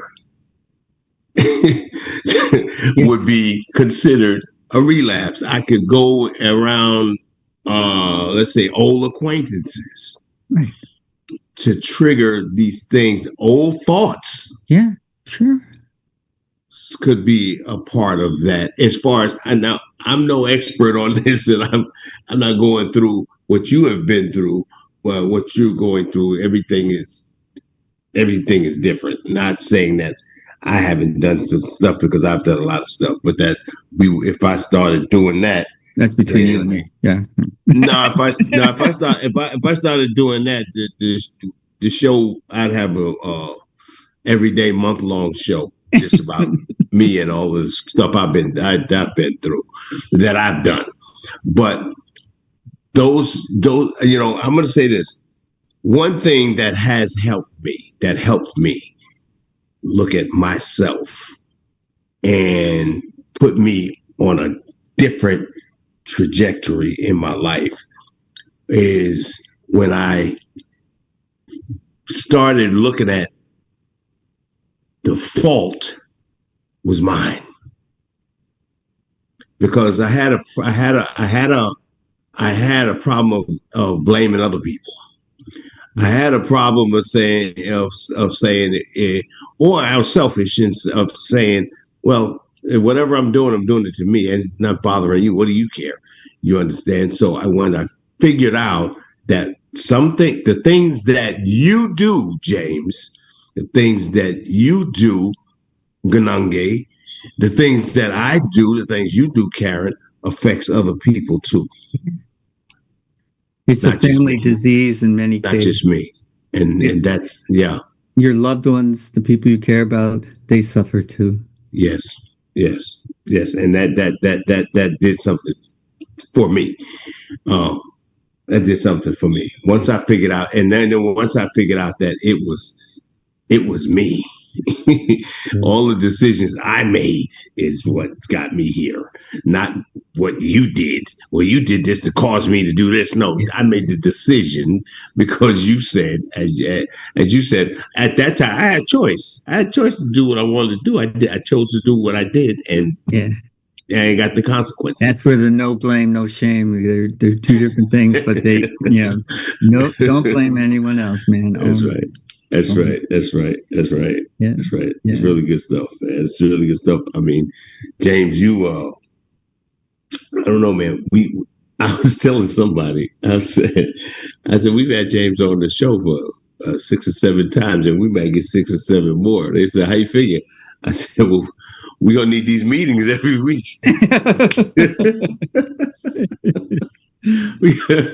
I need this peace, man. It's because you even the way you speak relaxes us. It relaxes me. I'm like, okay, this is James, and I feel you, brother. I feel you. Thank you. The vibes have a lot. It's a blessing to have you. You when you're around, and this is something I can't deny anymore. It's happened to me too often. When they're upset, they're agitated. They might even be in tears. If I'm absorbing their agitation and reflecting it back to them, I'm not helping them. Or if I bring a state of calmness, a sense of security, a sense of connection. If I'm sending that vibe out to them, I don't know how it works based on physics, but they're picking that vibe up. And you see the transformation in them immediately when they start to calm down. All of a sudden, they stop crying, or they might take one last sob, and they take a deep breath and let it all out. And they start to calm down right before your eyes. And you may not have said a word. You're just bringing your presence. And they're picking up what you're putting out. So never think that you're not having an effect on other people. But, when other people are sending me negative vibrations, what are vibrations? They're particles and waves, right? I turn them into neutrinos. Neutrinos don't interact with mass, so they pass right through me. So if you're putting out negative energy, good luck hitting me. But if you're putting out love and light, I'm taking it in. Yes. That's really good stuff. Listen, before we go, I'm going to ask, is there anyone who has any questions or any comments for James this time? Because he'll be back next time. He'll be, of course, coming back. I know he's coming back. Anybody have anything, any questions, anything? Sharee Wells. Sharee Wells said, always great to hear you, James. Thank you. Just so everyone knows, I said this in the beginning when we had Mike Armour on here, the last show, that we have a bunch of stars tonight. And James, you was star number 2, and we have another star coming right after you. All right. Let your voice be heard. Keep it going. Yeah. And Sharee Wells is next. And so we go to I'm anxious to hear what she has to say. James, you have quieted the atmosphere. Oh. You have given us peace. Giving me peace in the atmosphere and in my heart right now. There's peace, man. I love to hear you speak. That's why we keep having you back. I just want to hear you talk, man. You got awesome stuff to say, you can't man. shut me up. You said before they couldn't get you to talk. Yeah. Now, hey, listen. I want to encourage you, my brother. Keep talking, man. Keep talking. You're talking right. You're talking good stuff. Thank you, man. I applaud you for being so transparent. People, and how many people are suffering with some of the things that you have gone through, and are just afraid to say it. Won't say it. Don't want to speak about it. I don't want to talk about that. They're ashamed. If I can help anyone, why wouldn't I? Yes. I've asked myself that question. Yes. So it's just no more. It's like, why? If you can do it and it would help, why wouldn't it? And there's no real good answer to why wouldn't I? I should. I could. I will. But sometimes I have to talk myself up into that state. So, the encouragement is very helpful. The people have been so kind to me. Thank you. Yes. If anybody, James, tell us your books and how we can get them. Oh, okay. Before we go. Yeah, the quick. I'm updating my website now. Tony looked at it. Tony, your brother Tony, Yes. and he was quite dismissive. So I'm working on updating it now and making it more user friendly and more professional. Yes. And then I will tell you that site when I create it. Okay. Well, when he comes back, otherwise Amazon. Yeah, when he comes back, books. When he comes back, and he will be back, then we'll have how you can get his books because I have to get those books. I don't want the chess for dummies and all that. Of course, I understand. Chess. I don't know how to play chess. Yeah. But freedom and no blame, no shame. Yes, those books that I want available on Amazon right now. Yep. Yes, okay, and those books I need to have. Thank you, Danielle and Ganange. It is always a blessing and a pleasure to see you guys, and we love having you. Thank you very much. Yes, I love you guys, man. I love the panel. Yeah. Hey, Princessa, how you doing? It's a blessing to see you. And Veronica, you look better than you did last time I saw you. Thanks. that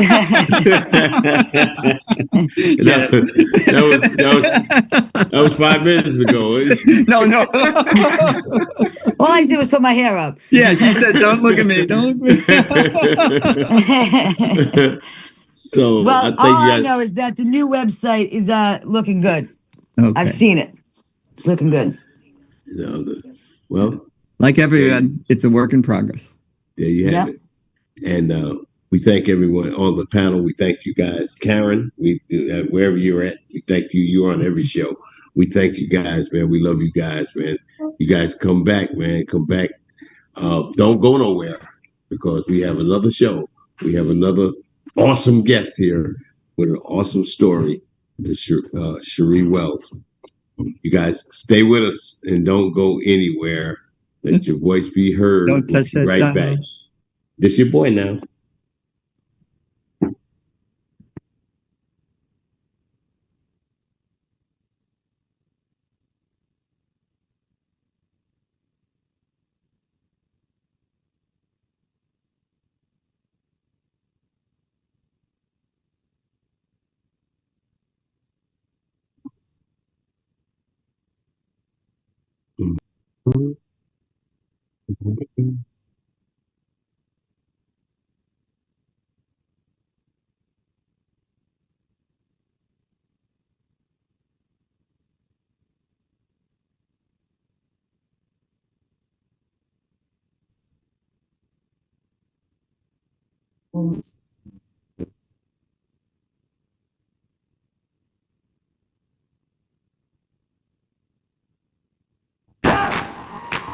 Step in, lean in, mic on, and begin.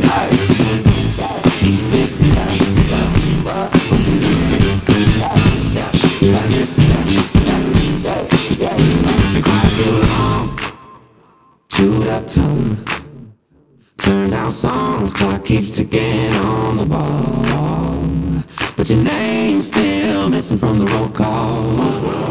Let your voice be heard, say every single word, from the low notes to the sky. Let your voice be heard, loud, clear, undeterred. How you know it's you, yeah.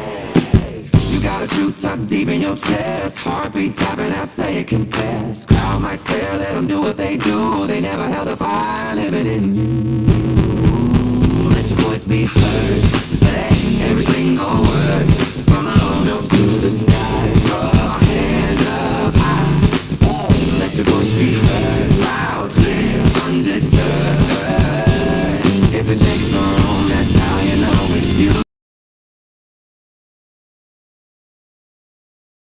Speak up, name your dream out loud. Stand up, you're the leader. One shout, watch the silence.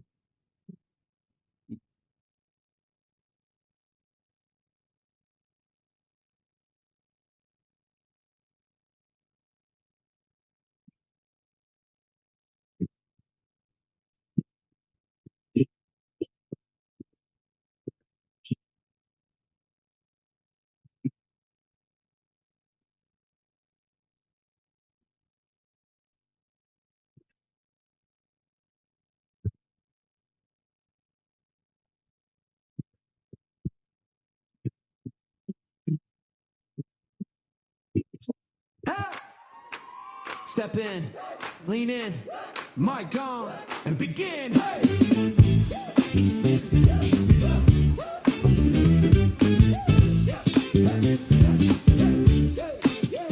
Been quiet too long, chewed up tongue. Turn down songs, clock keeps ticking on the wall. But your name's still missing from the roll call.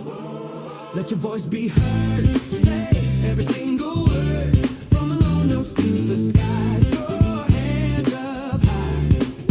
Let your voice be heard. Loud, clear, undeterred. You got a light, buddy?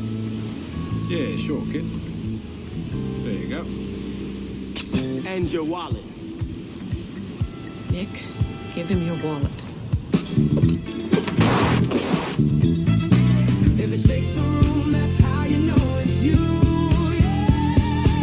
Oh, yeah. You got a truth tucked deep in your chest. Heartbeat tapping out, say it, confess. Crowd might stare, let them do what they do. They never held a fire living in you. Let your voice be heard. Say every single word. From the low notes to the sky. Throw hands up high. Let your voice be heard. Loud, clear, undeterred. If it shakes the room, that's how you know it's you. Yeah. Speak up, name your dream out loud. Stand up, you're the leader of this crowd. One spark, one shout, watch the silence melt. That power in your mouth is the truest thing you felt. Oh, let your voice be heard. Say every single word. From the low notes to the sky. Throw your hands up high. Let your voice be heard. Loud, clear, undeterred. If it shakes the room, that's how you know it's you. Welcome. Once again, welcome back. And let your voice be heard. Talk radio. Again, my name is Cloyd Holmes. I am the visionary and CEO of Man Up Ministry, Inc. I'm also the host of Let Your Voice Be Heard Talk Radio. Yes. Tonight, once again, as I just said, we have another awesome guest here tonight, Miss Sharee Wells. Miss Sharee Wells she has done some awesome, amazing things. She's a woman's advocate. Wow. I thought, and I said this before, Sharee, and there was no shade on what you do, because it ended up that I was flabbergasted. But they said, oh, she's a woman's advocate, and she advocates for women in the workplace. Okay, well, here's another one of these women I thought actually it was the Me Too movement or something going on. And but no, I did. I'll be honest with you. I did. I said, okay, because you know how many we get here on this show, that people that want to come and put that out here, which is no problem. And it's no problem. But I thought that's what you were. I thought that's what your story was. And I wanted to hear it. But when you said what it was, I said, wow, because I said, who does that? I never heard of. She advocates for women who are, what's the word? Not older women, but women who are mid-career. Yeah. Mid-career. 45 to 60. Mid-career women. And who are, I would say, not mistreated, but give me the word. They are marginalized. They are taken for granted. In the workplace. Yeah, and they don't get the promotions, the compensation, and the recognition that they deserve for the work that provides value to the company. Right. When you said that these, you didn't even say these women. You said, top performance does not equal promotion. Right. And I said, wow. No. that's usually what it takes to be promoted. I got to perform at a high level in the company, and I to be promoted. And you saying not saying, you have shown us that that's not always true. Right. Yeah. Give me some. This is Sharee Wells, Miss Sharee Wells. The floor is yours. Give me something on that.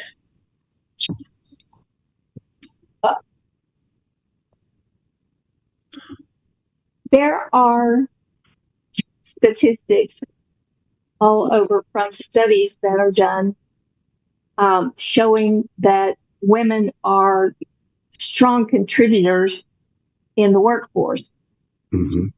But the older you get, the less seen you are, the less recognized you are. And there are all sorts of reasons for it, chief among which are age and gender bias, which are institutionalized. People just don't even notice it anymore. It's just so much a part of the organization. They figure they're going to retire soon. They figure they're going to have too many caregiving responsibilities. They figure they just are tired and can't do more. They've done such a lion's share of work. And the fact is that companies, organizations that have a minimum of 30% women in their executive leadership are 12 times more likely to be in the top 20% of financial performing companies. And this is fact. So it's not that these women are not bringing actual value. There is a business case for this. This is not just people saying, wham, wham, women aren't being treated very well. But there are still statistics that show women are not recognized for the work that they do. And so it's important that we start to take a look at those efforts that are made by women to be advocates for themselves. I'm not here to start a revolution. There's already a Me Too. I don't need to recreate that. But I can help two groups of people. One is women themselves who want to be better self-advocates, who want to negotiate their careers from the get-go and to keep moving up. Not everybody wants that, but those that do, I'm here to help them. And the other group is organizations that want to build systems within themselves that will encourage women to take on leadership roles instead of the existing systems which now are discouraging women to take on those leadership roles.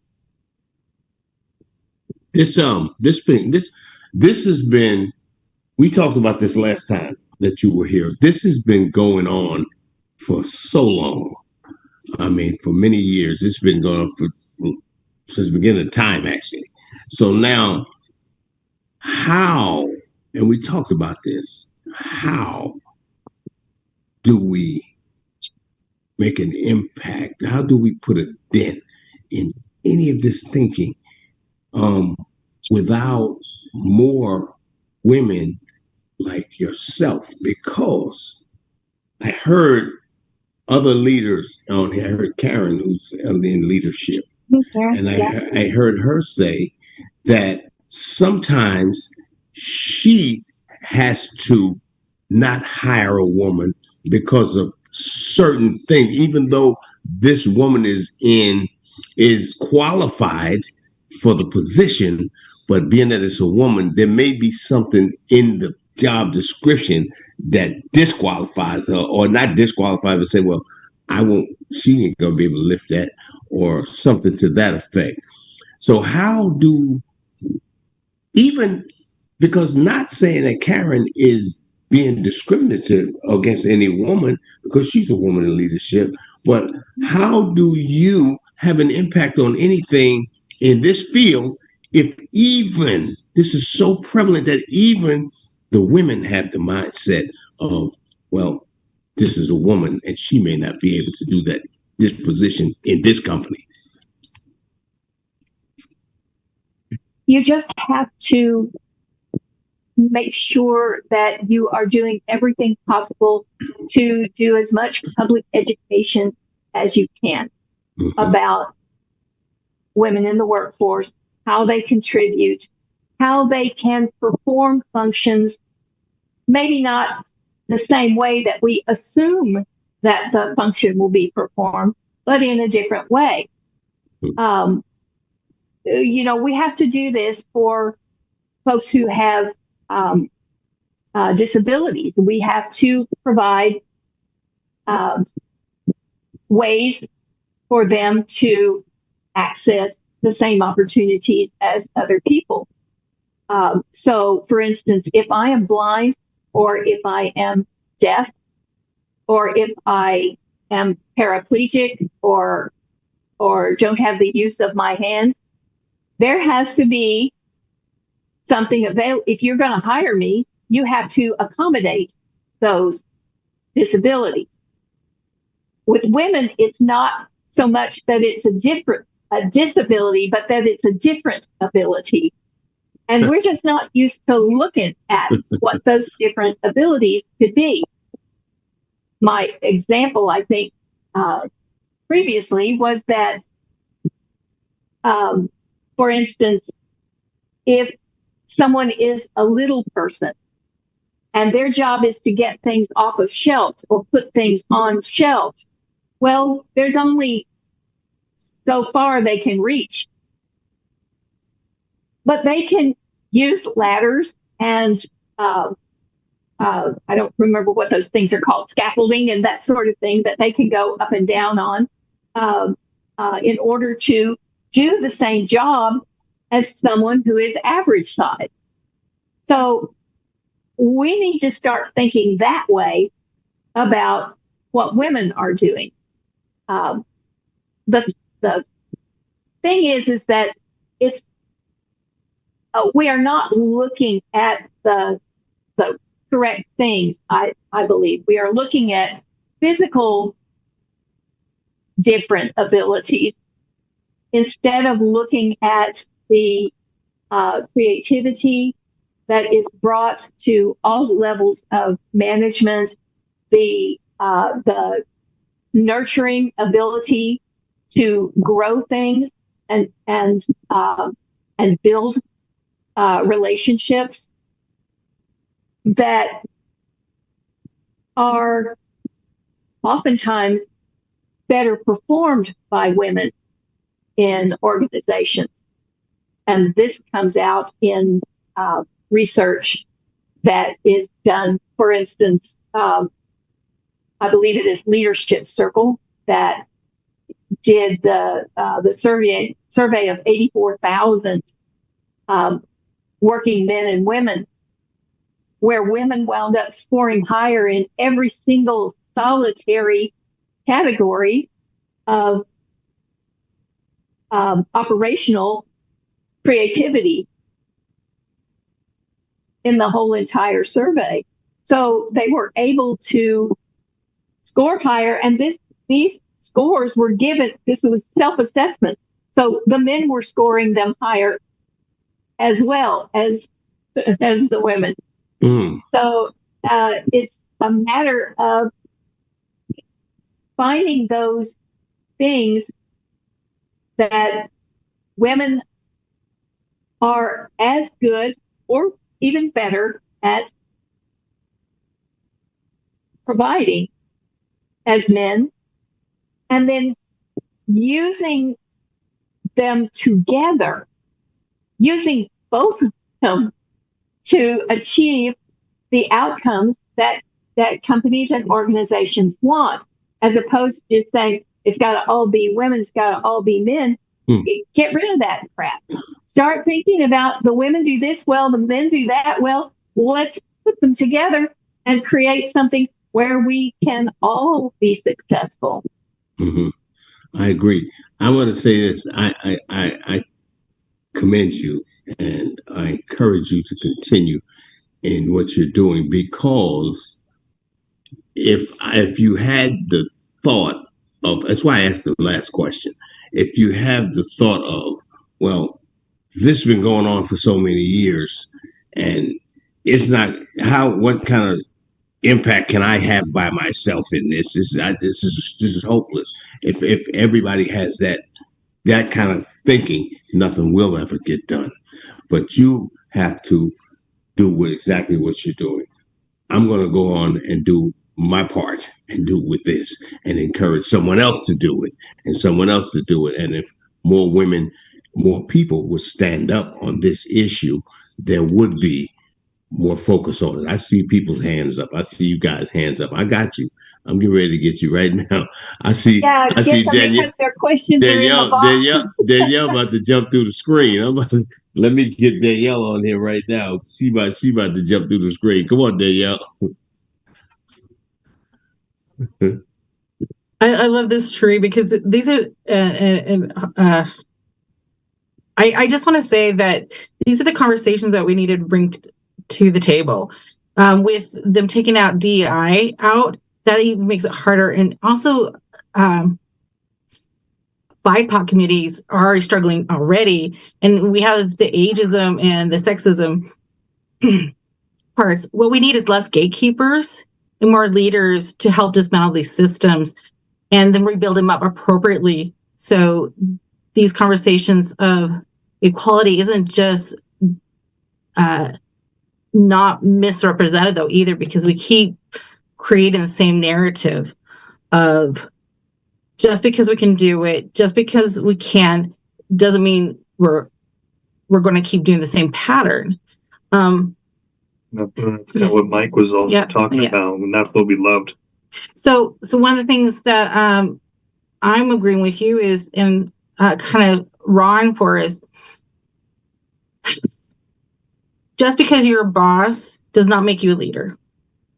We have to be leaders in our voices, and having these conversations of not just accessibility. We need to have those conversations about diversity, inclusion, intersectionality, anti-racism, all these things. We got to have these conversations, because as marginalized individuals already, regardless of social type, background, culture, we are still playing to that colonized lens of this is the system and we have to play ball like the boys club. But how can we if we're undereducated about the system? And that's what we're trying to learn. So exactly. So that's why more education is needed about exactly what is that system, and what about that system holds certain people back and not others, and pulls other people forward when perhaps they aren't really qualified, to be at the top. They maybe were in the right place at the right time. And I want to hear what Karen says with this too. They knew how to speak. Yeah. Yes, exactly. I'm waiting for Karen. I see. Because she has always such good material. She brings it to the table. And these are the things that come. Your voice, Karen, I'm just plugging here. Your voice in these panels are what helps educate and dismantle these systems and rebuilds them up. Yes. And you bring this to as well, especially in that niche that you're working with. So yeah. Yes. I'll shut up. Yes. Thank you for that. Thank you for that. And yes, Karen, you always ask awesome questions. Come on with your questions. First of all, I want to say that yes, we have come a long way as women in the workforce because, as you said, Cloyd, years ago, we were the stay at home and the men went to work. And then we got the opportunity to work when the men went to war. And then they came back and we didn't keep the same job. So we have come a long way. We still have a long way with breaking that glass ceiling. We know that.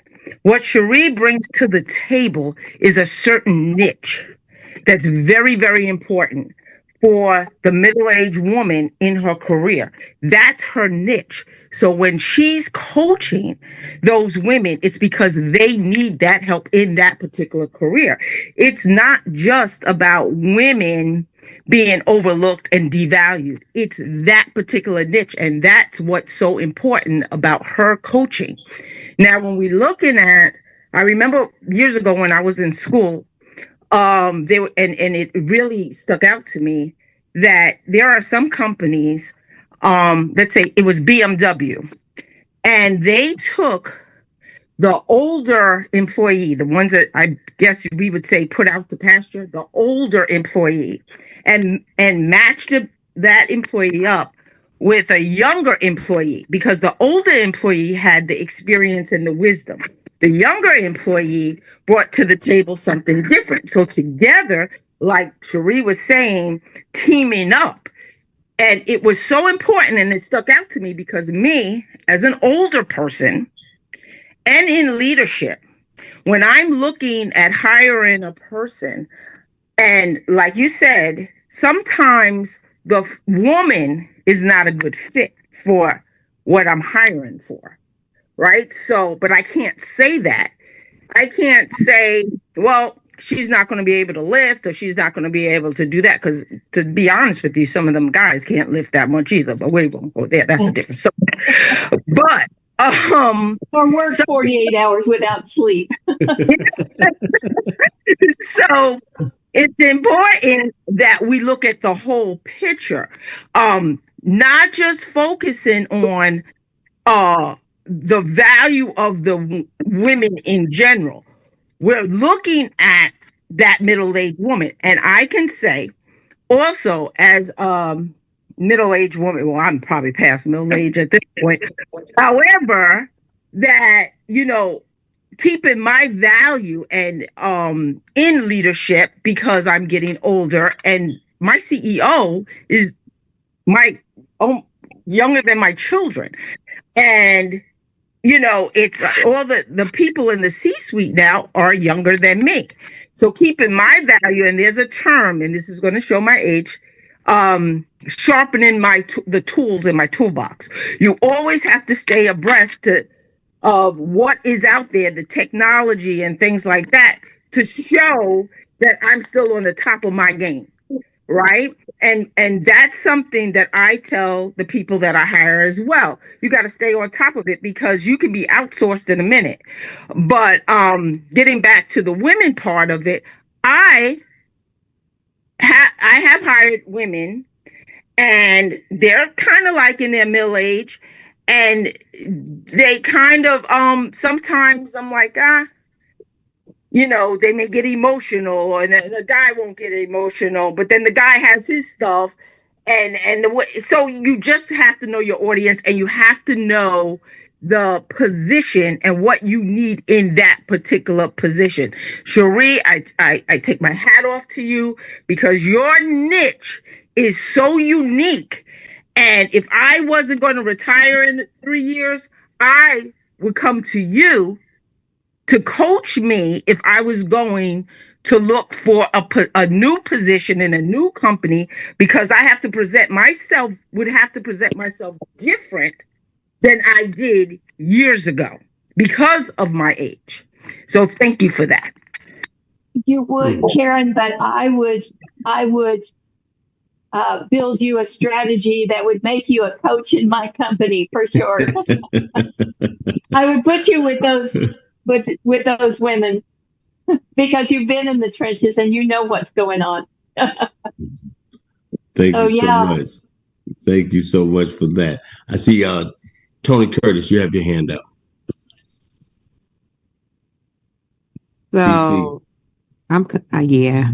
Took me a second. Oh, I forgot I had to change that for my onboarding. My bad. My question is, as the women are navigating this environment of either maintaining their career or growing their career, what role do you think confidence plays in it? Because if you don't believe in yourself, you can't tackle the challenge of someone being against you, right? Yeah. So, um, how do you how does confidence play a role in it?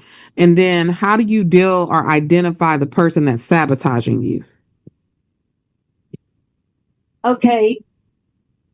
So we'll do one thing at a time. Okay. The confidence building part is in developing a plan for you, specifically for you, that's specifically about you and your strengths and what you bring to the table and how you measure the value of that in terms and language the upper management can understand clearly where is the money, following it around, not just saying that you were good at this, not just saying that you successfully did X, Y, and Z, but saying, I saved us money, I made us money, I shortened the time span for this. You learn to speak in the language of business, which for some people is not their natural language.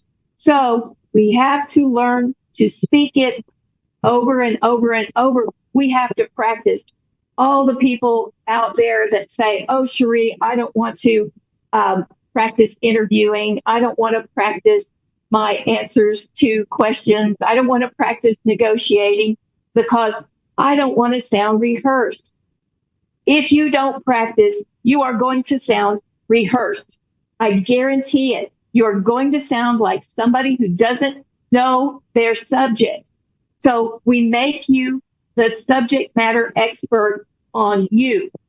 And that is the main strategy, is to make you know yourself so well that you can advocate for yourself. You can justify what you ask for. You can ask with confidence, and that you don't mind if you hear a no. Hey, that's one step closer to my next yes.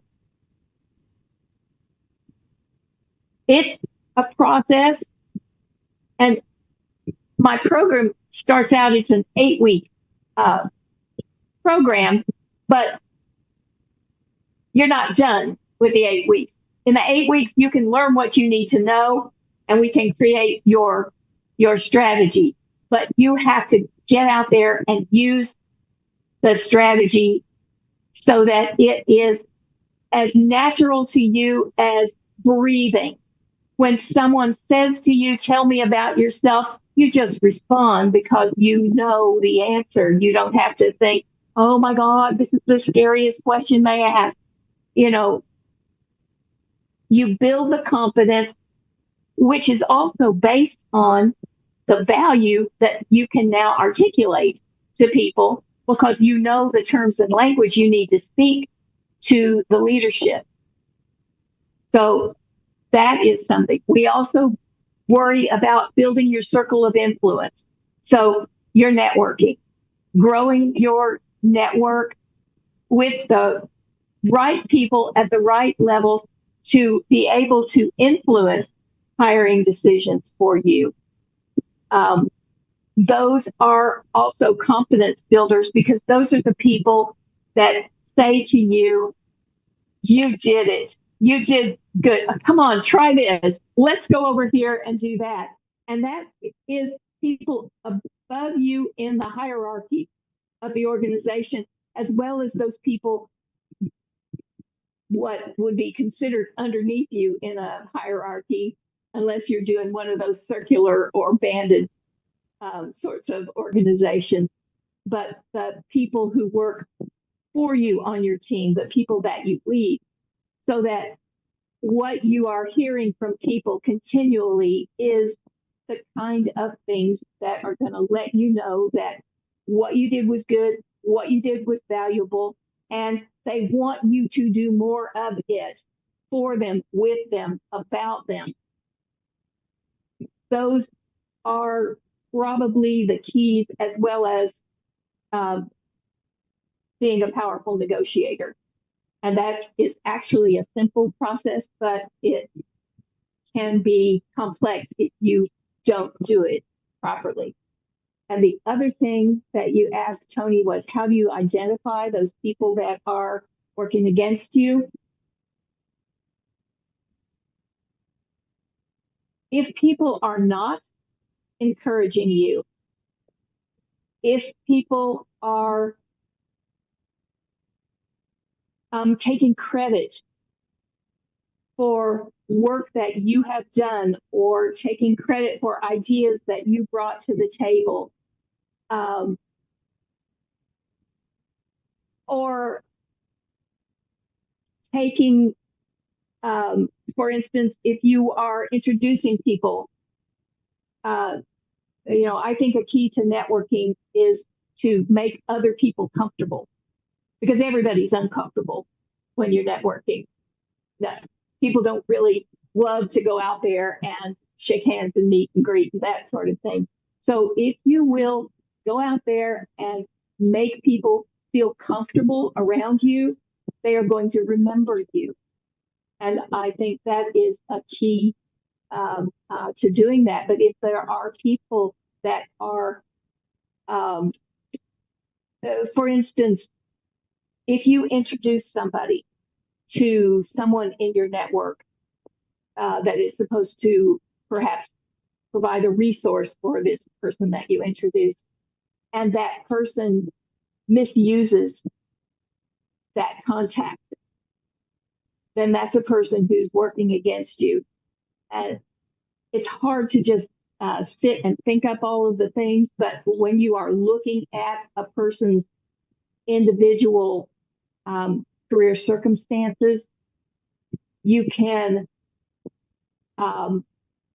slowly but surely identify the people who are anti-you. And it's important to know who they are, and it's important to build your arsenal that is for you in a stronger way. I don't think I said that very well, but build up your network that supports you and encourages you in order to counteract those people, because not everybody's going to like it. It's just the fact. Very good. Very good. Thank you very much. I see Lazaro, your hand's up. All right. Hi, Sharee. Thanks for stopping by. So my question is, as a coach, what would you say one of your biggest success stories is, if not like the biggest, when it comes to, the people that you brought under your wing, and how did you achieve that level of success with that person? Oh my gosh, I've been doing this for over 30 years, Lazaro. So my mind just explodes with people. One really big success was a woman who came to me in the throes of a divorce, and she was going to have to go back to work. She had been in the workforce for a while. And so we were going over what her strengths were. And it turns out that she said, well, I've never done anything. I've just been a volunteer, Said, well, what did you do as a volunteer? Oh, nothing much, just some fundraising stuff. After a little bit of prodding in the past couple of years, she had raised over $3 million for the two charities that she worked with in her town. And all she could say to me was, I haven't done anything. I've just been a housewife. I've just been a volunteer. When she had a plan when she knew how to speak about what she had done in a way that did not feel to her like bragging. She had the confidence that she needed. She became one of the best negotiators I have ever seen. She got a $40,000 increase in salary on her very first attempt at negotiating, because she had in her mind what her value was, and she knew what the marks were, and she knew how to ask for more and to justify it. So she went back out. She found her position. She got a huge increase, and in 2 years' time, she was the CEO of that organization. So I'm super proud of her, because she's somebody that just didn't think that she had anything to offer. She was measuring herself by the measures that people measure people by when they devalue them. They use the word just or only.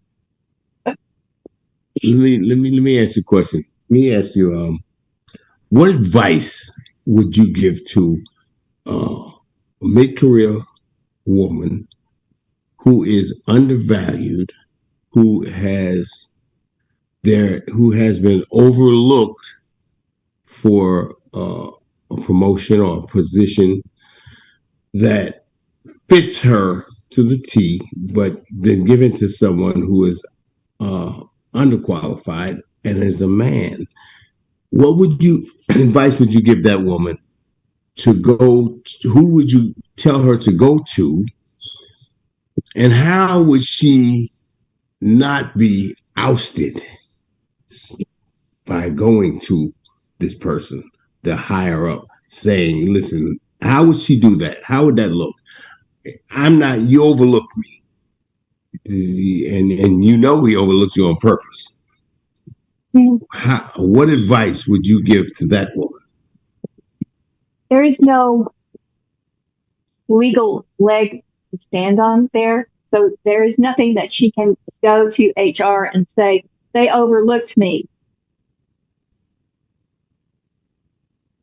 What you have to do is you have to work with, the people that hired the guy over her, they didn't do anything illegal.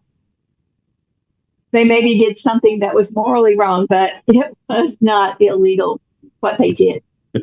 So she can ruin her career if she wants to go and cause a stink about that with HR. She can take a variety of approaches, and I'd have to know way more about the situation, but just in general, one of the things to do is you can go to HR and you can say, I think I was qualified for that position and I did not get the opportunity. I would like to know, what can I do in the next 6 months to position myself for that opportunity the next time it comes up? What do I need to know? What skills do I need to polish? What people do I need to meet in order to do this? And then, of course, create a plan and put that plan into action. Another thing that I like to have people do is do some networking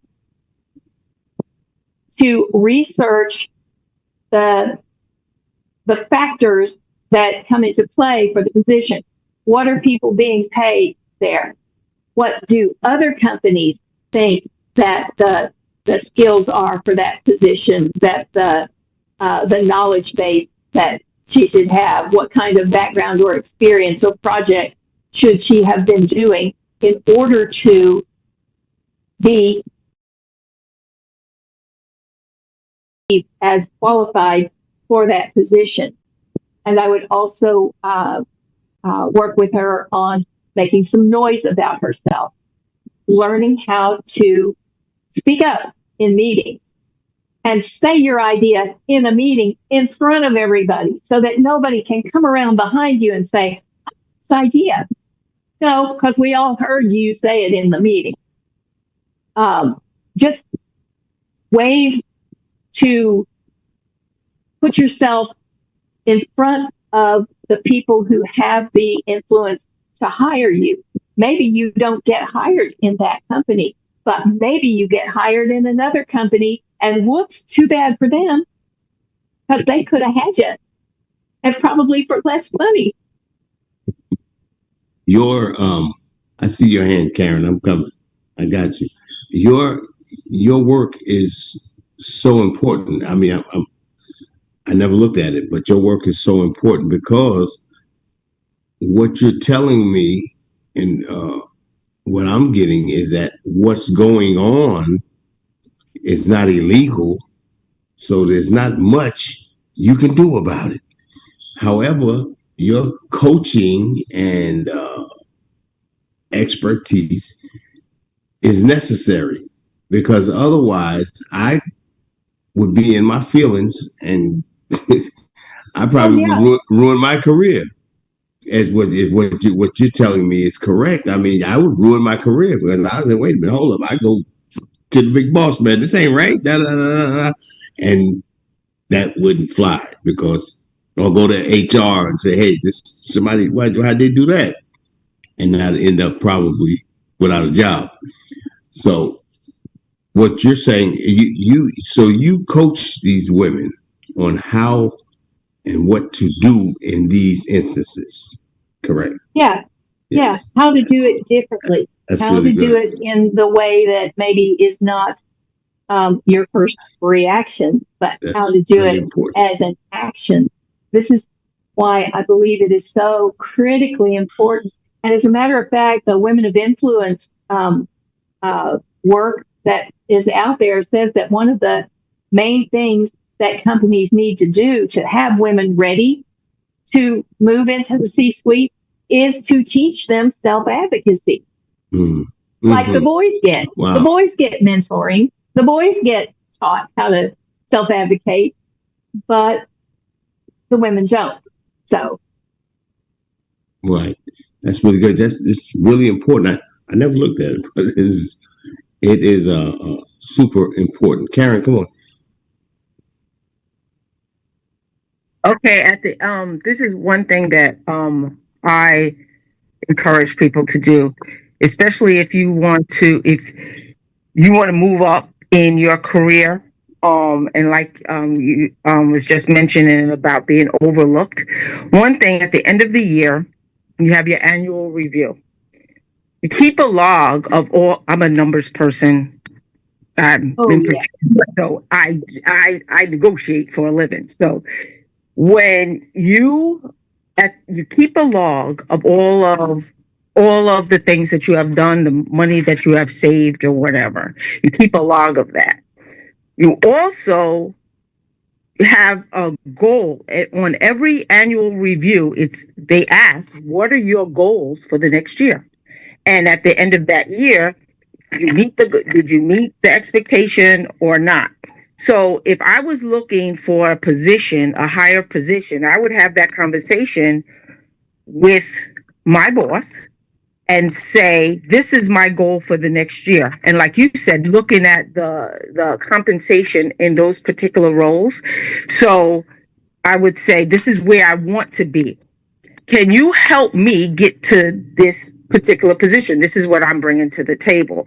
So I encourage women or men, but we're talking about women, to keep a log and the things that were implemented by you for that year and what your accomplishments were. And like you said, Sharee, bring it up in the meeting so everyone knows what you did. One year, this was years ago, I had, because I do procurement, that a big thermometer in the department for every time the department had saved money from a contract. And the goal, I think, was like $500,000. So as the team got to that $500,000, when I was negotiating the raises for my team, I was also negotiating, this is what I bring to the table. This is what I want next year. How am I going to get there? And so it was so in their face, they had to recognize what the team and myself, what we were bringing to the table. So I encourage everyone to keep a journal or a log of everything they have accomplished for that year and set goals for the next year. And that's it. That's pen to paper. So they can't ignore it. They have to see it because it's part of the annual review. That, Karen, that right there is gold. When you keep a log, when you keep a record, I think in sales they call it their brag book. But so many people don't like to be seen as bragging. So the thing is to just have your documented proof of what you have accomplished. And not only you don't have to wait all the way until your annual evaluation either. You can make it a habit to stop in to your boss's office every now and then, say, have you got 2 seconds? Yes, no, okay, don't worry, I'll make an appointment and come back. I just want to let you know what we've done on this project. And come by and update them, because the more they know from you, about you, the more they're going to look to you for that kind of result. So absolutely have the log, the journal, whatever you want to call it. Some people keep spreadsheets. I had a client once that made an actual spreadsheet that he brought to me with all of his information on it. I said, can I use that with my clients? He said, sure. So yeah. We are just scratching the surface of what you do, Sharee. Sharee will be with us every Friday in the month of May with her awesome story, and I'm encouraging you to continue in what you're doing. Let me ask you, you're writing a book. I know you keep asking me if I'm writing a book. Yeah, because it should be a book about this stuff. I have to write a book, Chloe, but I have not yet. I'm going to ask you the same question next week. Sharee, you writing that book yet? All right. And then I'm going to keep asking, are you writing that book yet? Because we want to see it. We want to read it. Okay. All right. Yes. I promise I will have started the book when you ask me next week. Okay, good. That's good. Listen, let me ask you this question before we go. I want to know, how do you recruit your clients? Is it word of mouth? How do you get clients? Oh, yeah. I can do it word of mouth. I haven't done any advertising per se, but it's been word of mouth. I have my LinkedIn page and my Facebook page, and I just talk to people. I network and I tell people what I do, and basically that is how I do it. Or if I do a presentation somewhere, and talk about these things, I expose myself to more people. Well, we're going to put it out there, and we're going to put it out there because this needs to be heard. I am sure, I'm positive that there are millions of women all over, never mind the United States, all over the world that would agree with you. And Karen, I'm going to need some help. Yeah, you definitely need some help because I mean, you have there's a large amount of clientele just waiting for you. So, yeah, I didn't realize, like I said, I've been doing this for 30 years, but I haven't just worked with women for 30 years. I've worked with young people, old people, men, women. Um, uh, I've had some trans clients. I've had a lot of different people who are trying to get ahead. Mm-hmm. And so I have, tons of stories from back there. But it was since my husband died that it occurred to me that I was still reading the research that was still saying that there was this age and gender bias holding women back in the workforce. And I thought this just cannot go on any longer. So, I thank God for people like you that care because there's people, there's women all over the place that are looking right at this stuff and like, oh well, it ain't me, I don't care.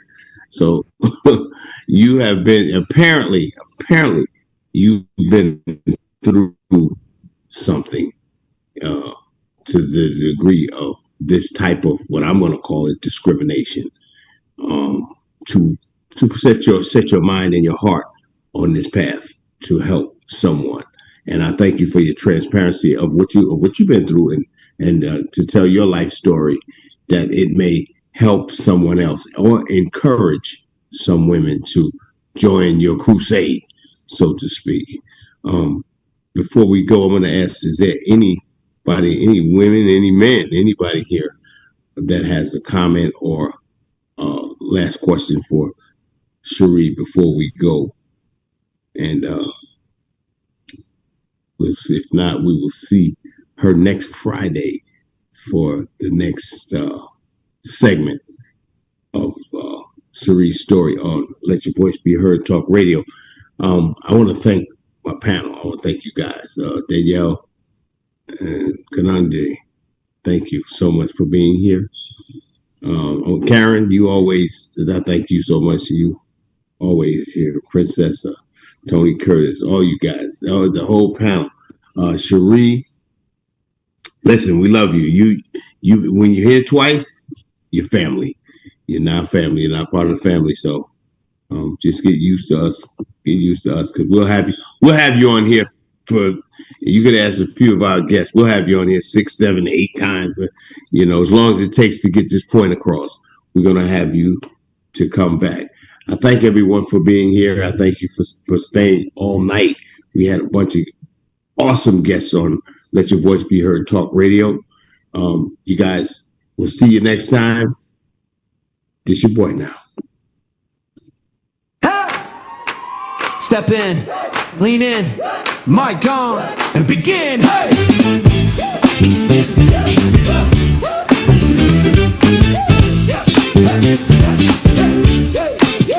Been quiet too long, chewed up tongue. Turn down songs, clock keeps ticking on the wall. But your name's still missing from the roll call.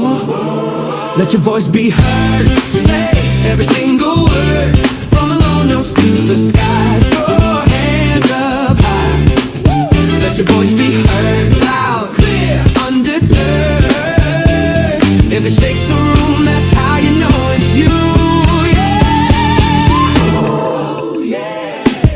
Got a truth tucked deep in your chest, heartbeat tapping out, say it, confess. Crowd might stare, let them do what they do. They never held a fire living in you.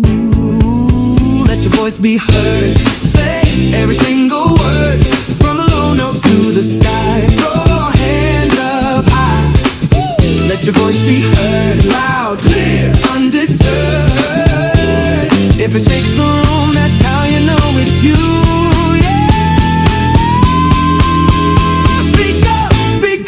Dream out loud. Stand up, you're the leader of this crowd. One spark, one shout. Watch the silence melt. That power in your mouth is the truest thing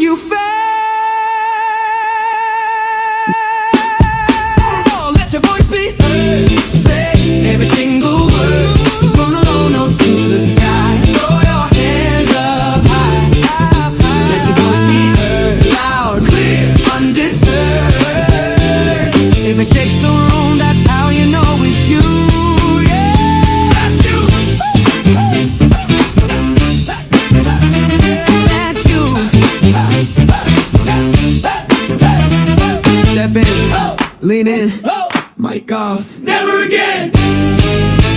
Here's your boy now.